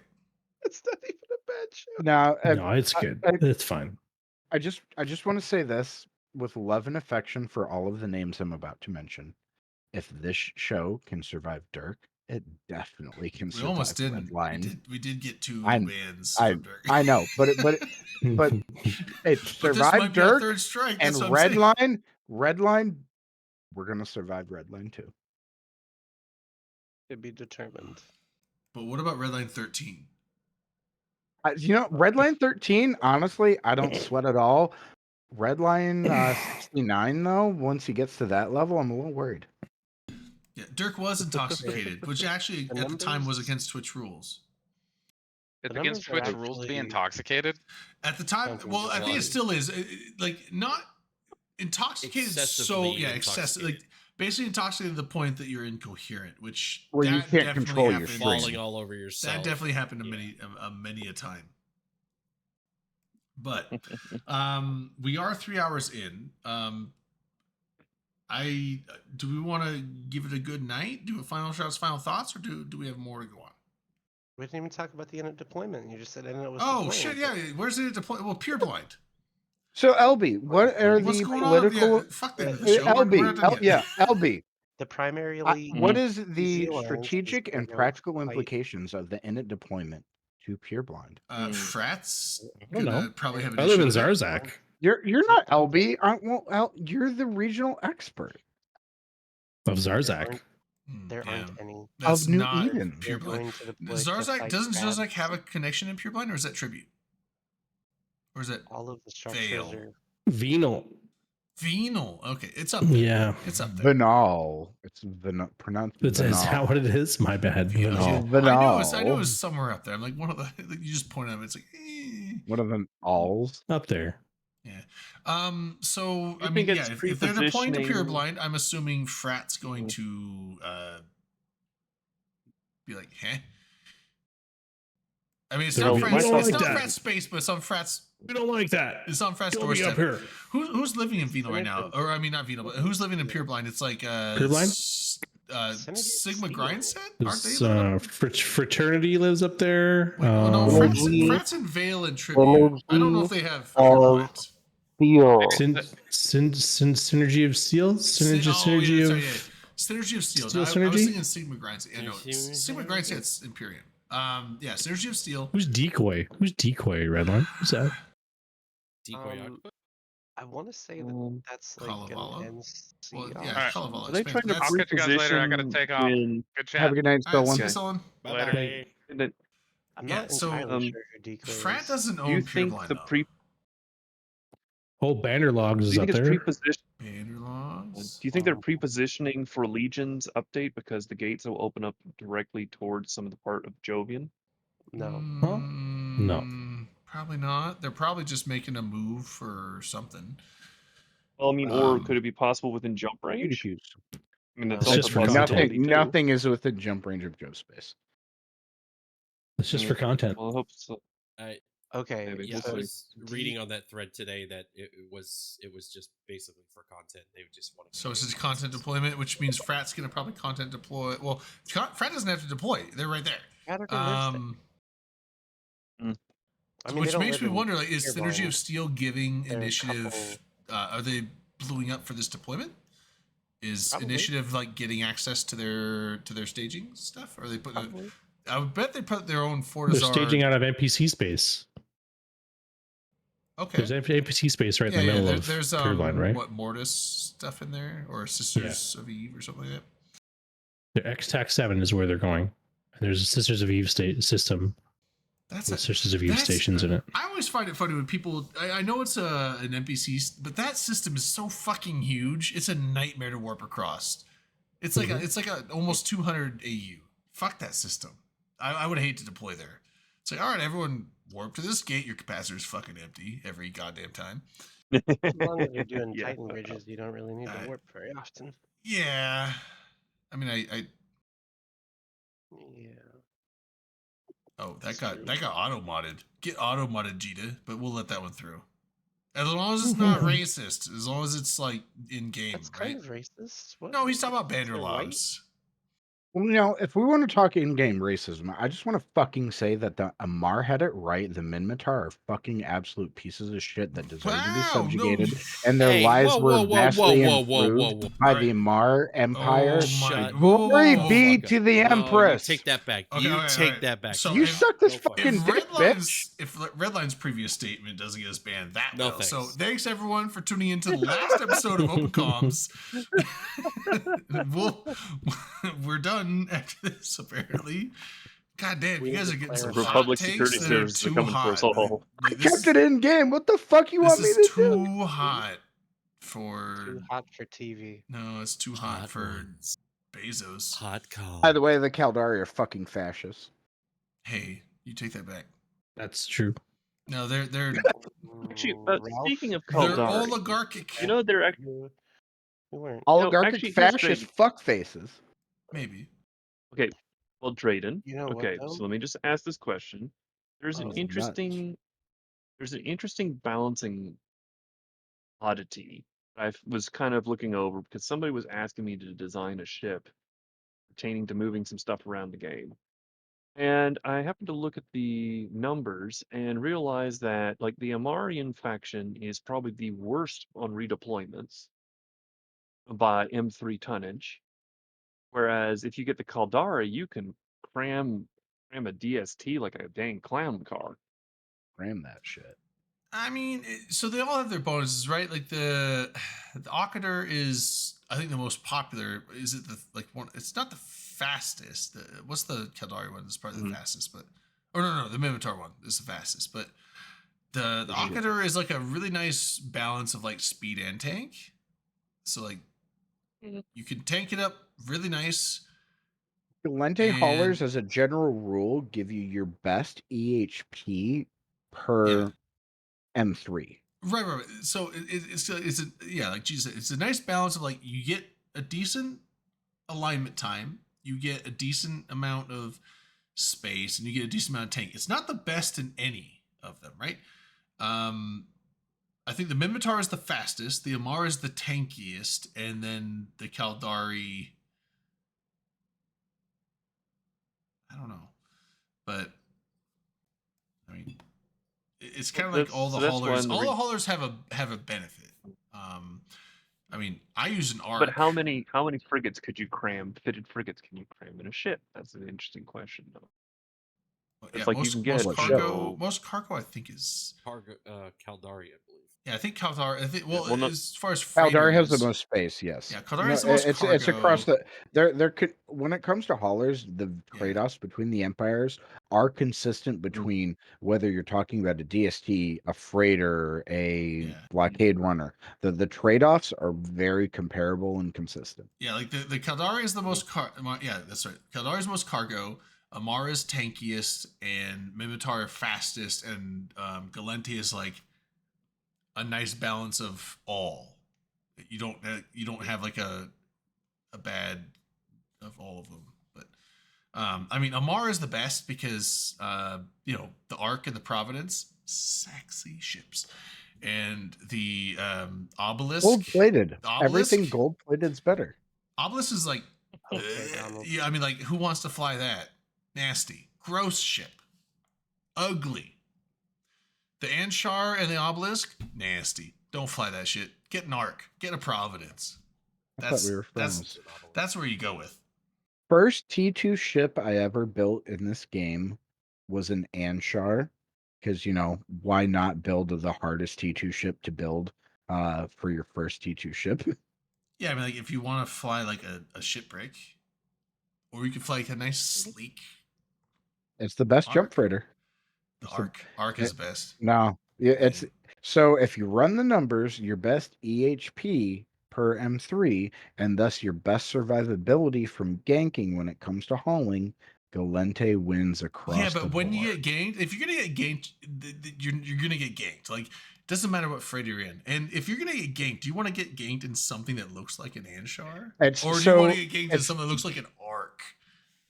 Rather, what you end up having is you end up as long as you follow, like when it comes to hauling, I developed a couple rules that revolve around fitting and not going above, a certain amount of like value within your cargo hold.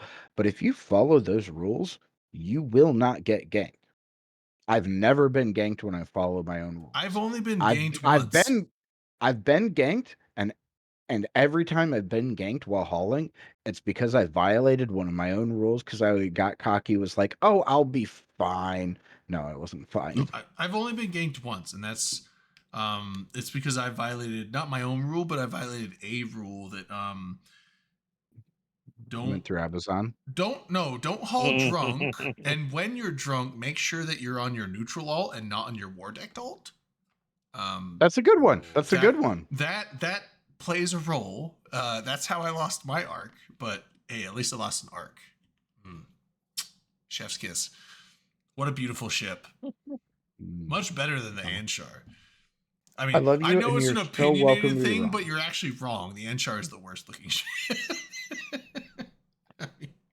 I'm not going to defend the Anshar visually. Like, I have no argument there. Although I will say the Anshar looks to me like what I feel like a space tanker would look like. Like, it looks like it's hauling some liquid goods. Yeah. I personally prefer the Fenrir. I mean, the Tetanus Express. Oh, now you just shut your whore mouth. God, what are you talking about? Well, because it actually has really good align if you tinker with it just right. I mean, you can get it to basically side jump just hilariously. I mean, I always like it when it jumps I sideways. prefer my Nano Leviathan that would genuinely warp sideways. Like fucking 14 kilometers long, literally warping sideways. Oh, I thought you said grip sideways, and I was thinking something different. I mean, I can also do that. We'll save that for when I come down. No, we won't. What the fuck? Yes. They call Skyhawk. We're doing it for the streams, Redline. Come on. Call Skyhawk in the sheets Ninja Gaiden. The only Ninja Gaiden. That's way too. I didn't mean to pour that much. God damn, we're done with the show. You did. No, I didn't. Ninja. Although, like all this aside, yeah, I agree. Like, chug, I mean, chug, at least chug, Drayden. we're not defending the Fenrir, right? I mean, or the Nomad. Well, actually, one little question here. Actually, not that bad looking. They do look like the Sandcrawler. Yeah, kind of like Sandcrawler. Yeah.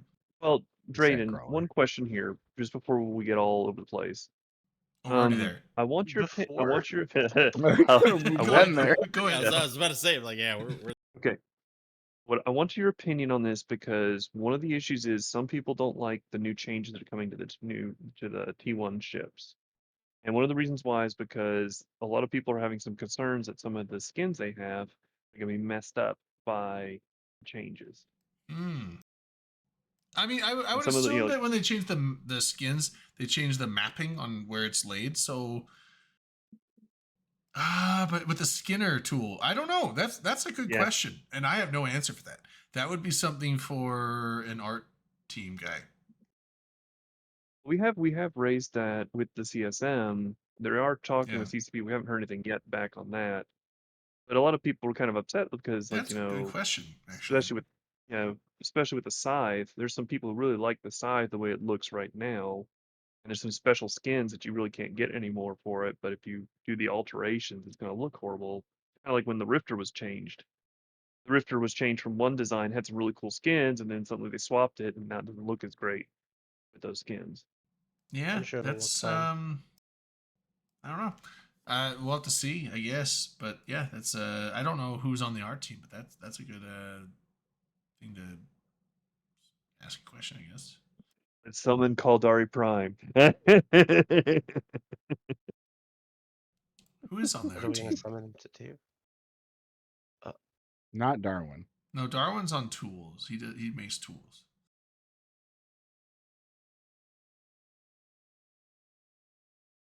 Oh yeah, that. Oh, the Ashramut. Yeah, the Ashramut's so cool. I love that ship. A lot of people say it sucks, but man, is that a cool ship? Oh, I did need to get a little bit of suck earlier. on. You need to slow them down a little bit at a range. That's your ship. So, for up to 7 people. So the first 7 people that come on the Open Comms room tomorrow night, which we're going to do 2 hours before we normally do the Friday show. So I forget right now what that is in Eve time. So it's Relying on 4 the rest of the p.m. panel to 300. 4 p.m. It's Pacific, 2300. 7 p.m. Eastern, which would be 2300. 03 sounds right. 20 Okay. what's 16 plus 7? 2300. 2300. Yeah, 20. So So 20. 2300 Eve. We will Holding it down, be Alex. You and me. yeah. We will be thank you guys. We will be doing the Rome. We'll be doing the same Thrasher Fleet issue fit that we've been doing. And I have 7 custom made Open Comm skins Ooh. to that I will give.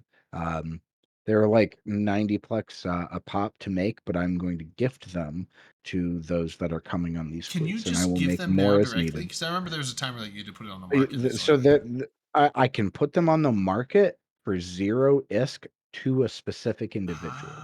Nice.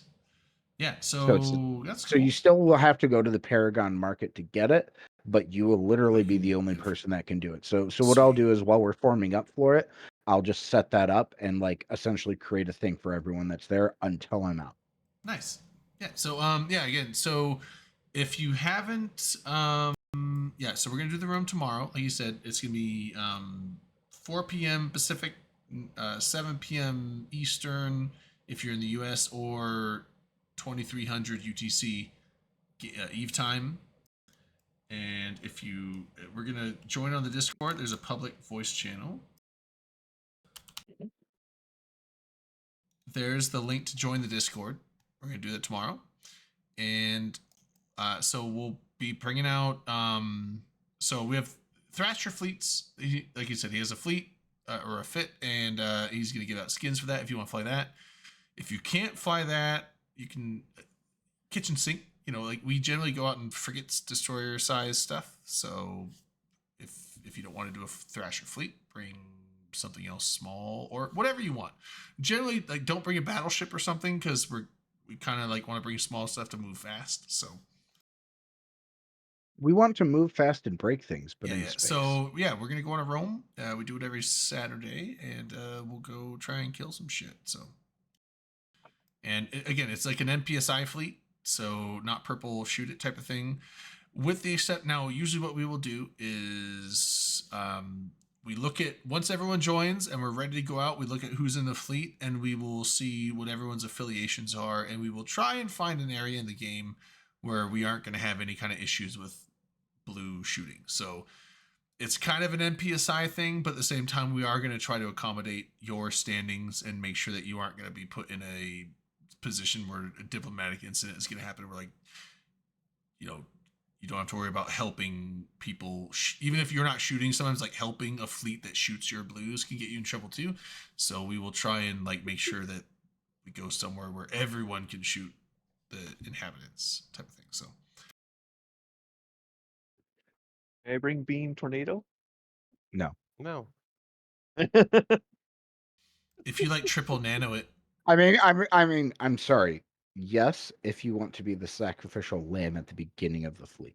Yeah. Well, the thing is, we move fast though, because we're in frigates and destroyers, and a battle cruiser is just too slow. Like we'll always be like several jumps ahead of you type of thing. So. Well, we can figure that out. No, we can't. If you attempt to come and tag along in the fleet in something that's bigger than destroyer side, you will just get primaried and shot. Yeah, I mean, it's like even if you like triple nanoed and hyperspace velocity or whatever, you're like probably still just not going to be fast enough. It's not necessary. It's a fleet. It's a fleet. It's a get with the program or get shot. Yeah. Especially because it's NPSI. I wouldn't even say that get shot, just probably get left behind, essentially. I mean, I'll tackle and shoot and call the target.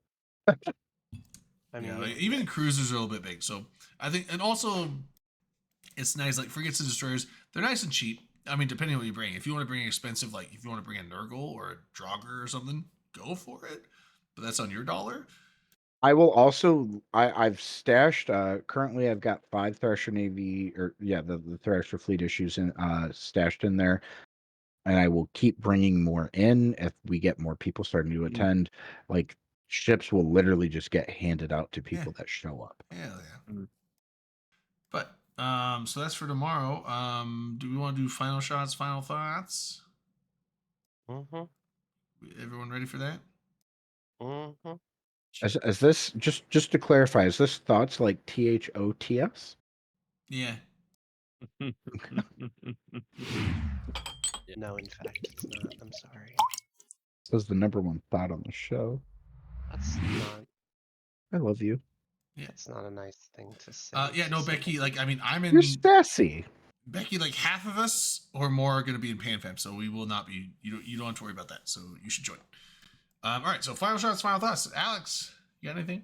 Yeah. So LB told me not to be a bitch tonight and actually show up, and I'm here. So thank you, LB. Look at you not being Good a job. bitch.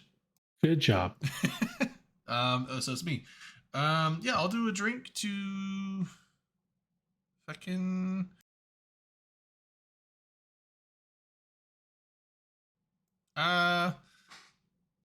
Good drink. Good one. I'm gonna do a drink. I'm gonna do a drink to the meat. The meat I had was delicious. I finally finished it. And I have a science question for you. Thank you, No, I Uncle don't, never mind. Delzar, for the meat. That was very delicious. Oh, I didn't realize that it's what you were drinking tonight. Nice. Well, I started with it and I finished it tonight. But yeah, well, I'll do your science question after Redline. But LB. It's okay. I don't have it. Oh, fine. I don't really have any final thoughts. I'm tackled by an executioner right now, and he can't break my tank. And Can you it's kill been it? like this for the last 10 minutes. I can't get close to him. Do you need help? I mean, I've asked for help. There's Where are you? somebody's coming. Oh, where are you? Even in low sec? Bye. You're That's a far long away. ways away. Wait, how far is it from Jita? By the way, LB, I did want to say I met some of your fellow Alliance members last weekend, and they were good. I saw pictures in our Discord. That looked like fun. Who was There was also FanFest from there was well, I'm talking about Madison. There was also an imposter who I was like, "Oh, you fly with LB." He's like, "I'm borrowing the city." I was like, "Oh, okay." Fucking imposter. I felt lied to.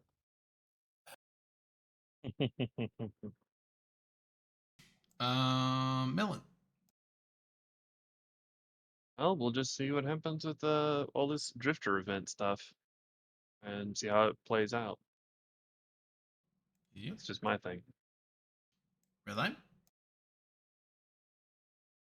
Millen, do you think that this expansion has nothing in it that's been revealed that's game changing so far because they're going to do something secret with Jovian space? Well, that's what the information over on some of the people that are talking with the RP crew seems like they're digging up something. Not sure exactly what. What do though. you Trying to figure out what think? Shortly, just yes or no. Do you think that there's more that we're not aware of? possibly.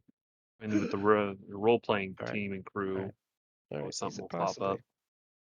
It could be interesting. I'll take everything. Look, all right. I said a lot of things about this expansion being a patch. And if this expansion actually has Jovian space in it, I'll take it all back.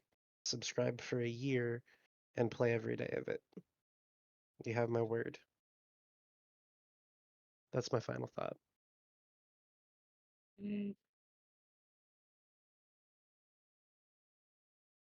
Now it's Skyhawk's turn. Skyhawk, it's your turn.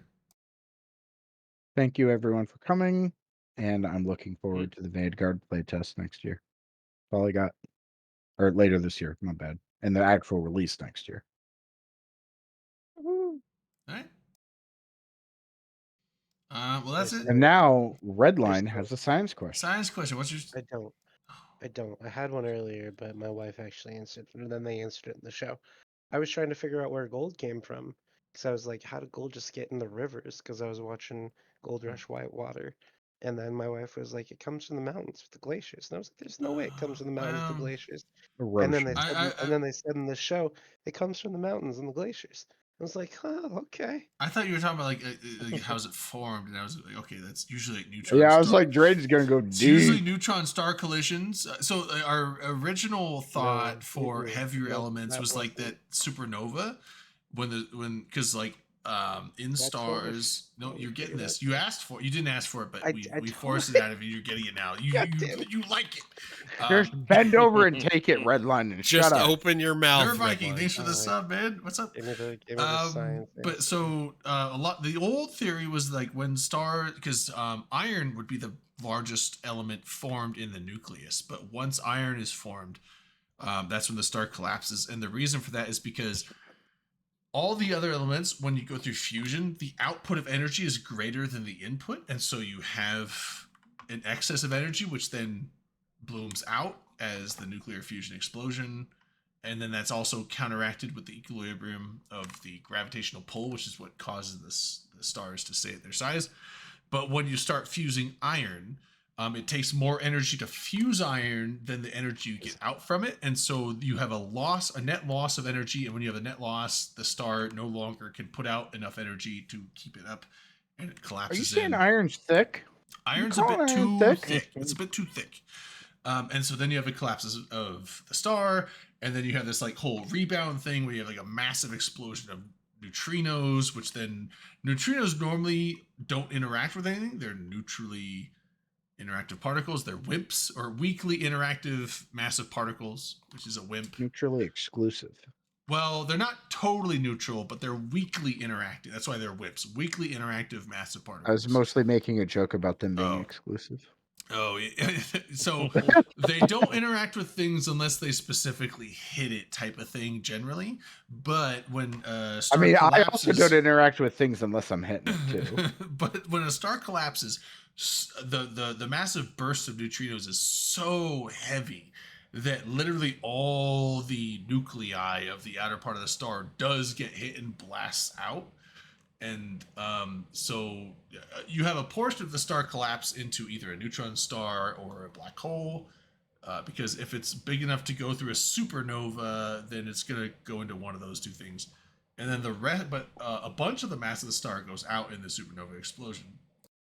Now, the old thought was that it was hot enough and there was enough energy that would actually cause fusion of heavier elements. And they do think that there is some fusion of heavier elements than iron in that, but not as much as they thought it was.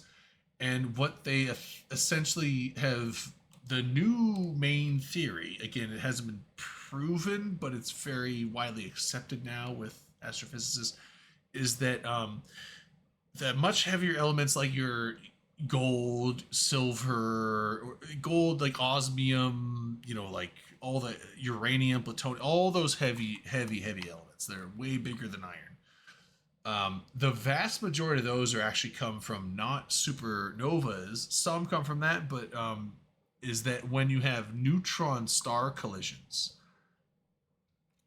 So you have neutron stars, usually in binary pairs, and they eventually collide. And when they collide, massive explosion of a bunch of stuff. And it does.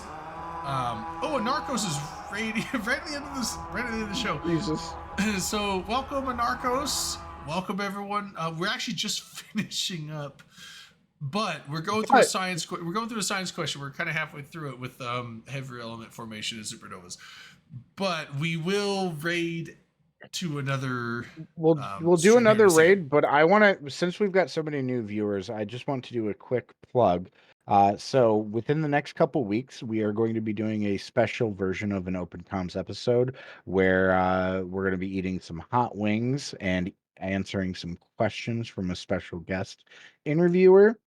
So make sure you join the Discord. We'll put out information there about when that's happening. Also, if you miss anything on the Twitch stream, you can watch it on YouTube, which is linked in chat. And someone will be shirtless on the stream. Probably. Oh, me. It's a secret. Yeah. You can't tell which one. It's not going to be Skyhawk. It's going to be somebody else.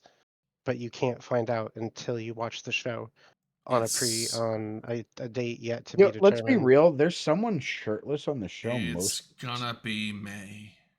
I'm shirtless right now. So quick follow-up with... Do you know what happened the last time I was shirtless? Last time I was shirtless, I was 17 breadsticks deep in an unlimited soup, salad, and breadsticks dinner at Olive Garden. But how many soups deep were you? That's why I got Oh banned. my fucking god! God, how many soups? Also, I have to ask, Anarchos, how did the stream go? Like, did you guys, you got Roman? Did you bubble camp frat? What was the Better not have. No, he always does. He even told us multiple times that's his favorite thing to do is bubble camp your boys. So I just wanted to make a point. I do have someone on cam or about to be on cam who is shirtless, and they're a fucking cutie. Your cat? Yeah. Ew. I wasn't sure. You Did say that come shirtless, through? that's a tuxedo. Yeah. Oh, he's fade. He's my glacier cat. Yeah. Where's your Sith cat? Still up in the UP. I got to go up to Crystal Falls to get him. Better not talk about. Was it that bad? Damn. All right, Drayden. All right, finish the Supernovas. thing real quick. So the Earth. So like when neutron stars collide, generally when neutron stars supernovas collide, they create a black hole. But there is a massive enough explosion that happens that like the outside edges of it escape from the black hole in the event horizon, and that is they actually believe is where the majority of the heavy elements come from now. So supernovas were the old belief, and now the new belief is some from supernovas, but the majority of the amount come from neutron star collisions. But see, is where we get that. So that's where you get your gold, your osmium, your let's see, your tungsten, your uranium, and all that shit. To know huh? How they got into the river. Oh, in the river, glaciers. But glaciers from the mountains. It's glaciers from the mountains, dude. Duh. Damn. You son of a bitch. Did you pay attention in science class? Technically, it's not just the glaciers, man. It comes from any type of erosion where just water makes it flow down, and then it gets into the river, and then it gets carried along with the sediment, and then when it goes around a bend, it ends up on one side of the bend, and that's where it accumulates, man. No, so I'm pretty sure that erosion has eroded your brain. I've actually seen a thing though. I could go deeper into it, but I don't think we have time, and I don't think anyone cares either. We don't. Yeah, right. I do. What the fuck? It's about the. I forget what they're called. Honestly, I'd have to watch it again because I forget what they're called. But it's like the original. So like the whole plate tectonics thing. Those have built up because they initially were like just volcanic rock, which is pretty soft, and they like mashed together. But eventually, through some of the mashing together and through other processes, they started turning into more granite, which is much heavier and harder. And I forget the names of these little things. The one in like Canada is like one of the oldest ones. I think it's like, I want to say it's like trying to think of the area. I think it's like northern, like southeastern, like Northwest Territories, like northern Manitoba, Alberta area. That area of Canada is like one of the oldest ones in the world, I think. And they start congregating into like these harder things, which then are like rougher and tougher, and they build and build and build. And there's a bunch of them, like, and those eventually congregate and mash together. Those eventually like spread out and got tougher and became the tectonic plates that we got today. But anyway, Wasn't that the answer that you said that no one was gonna care about? Yeah, but there you go. It's that's a summary. That's a summary of it. There's a much better explanation of it on, I think it's Astrum. There's a YouTube channel called Astrum, ASTRUM. Oh shit! Excellent channel. He goes into the whole thing about it. It's really good. Timer now, Drayden. You're on a timer. You'll have 45 seconds left. Oh shit! Okay, yeah, we got 45 seconds. All right, let's do. We already did final shots, final thoughts. I'm gonna do one more shot, and then let's send a raid somewhere. Who do we want to raid? We're raiding Ameribrit 1. Ameribrit 1. Morty Snerd's streaming though. Oh, we're raiding this person. Hey, I wanted to raid the little guy.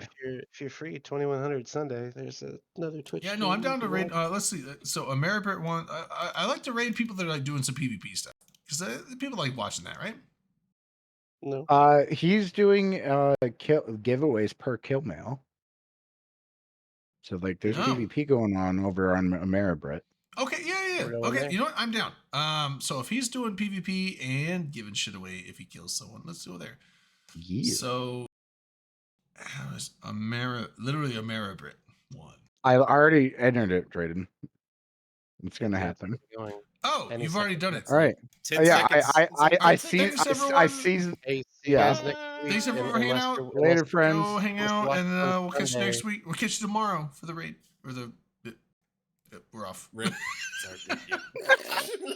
No, I totally. By the way,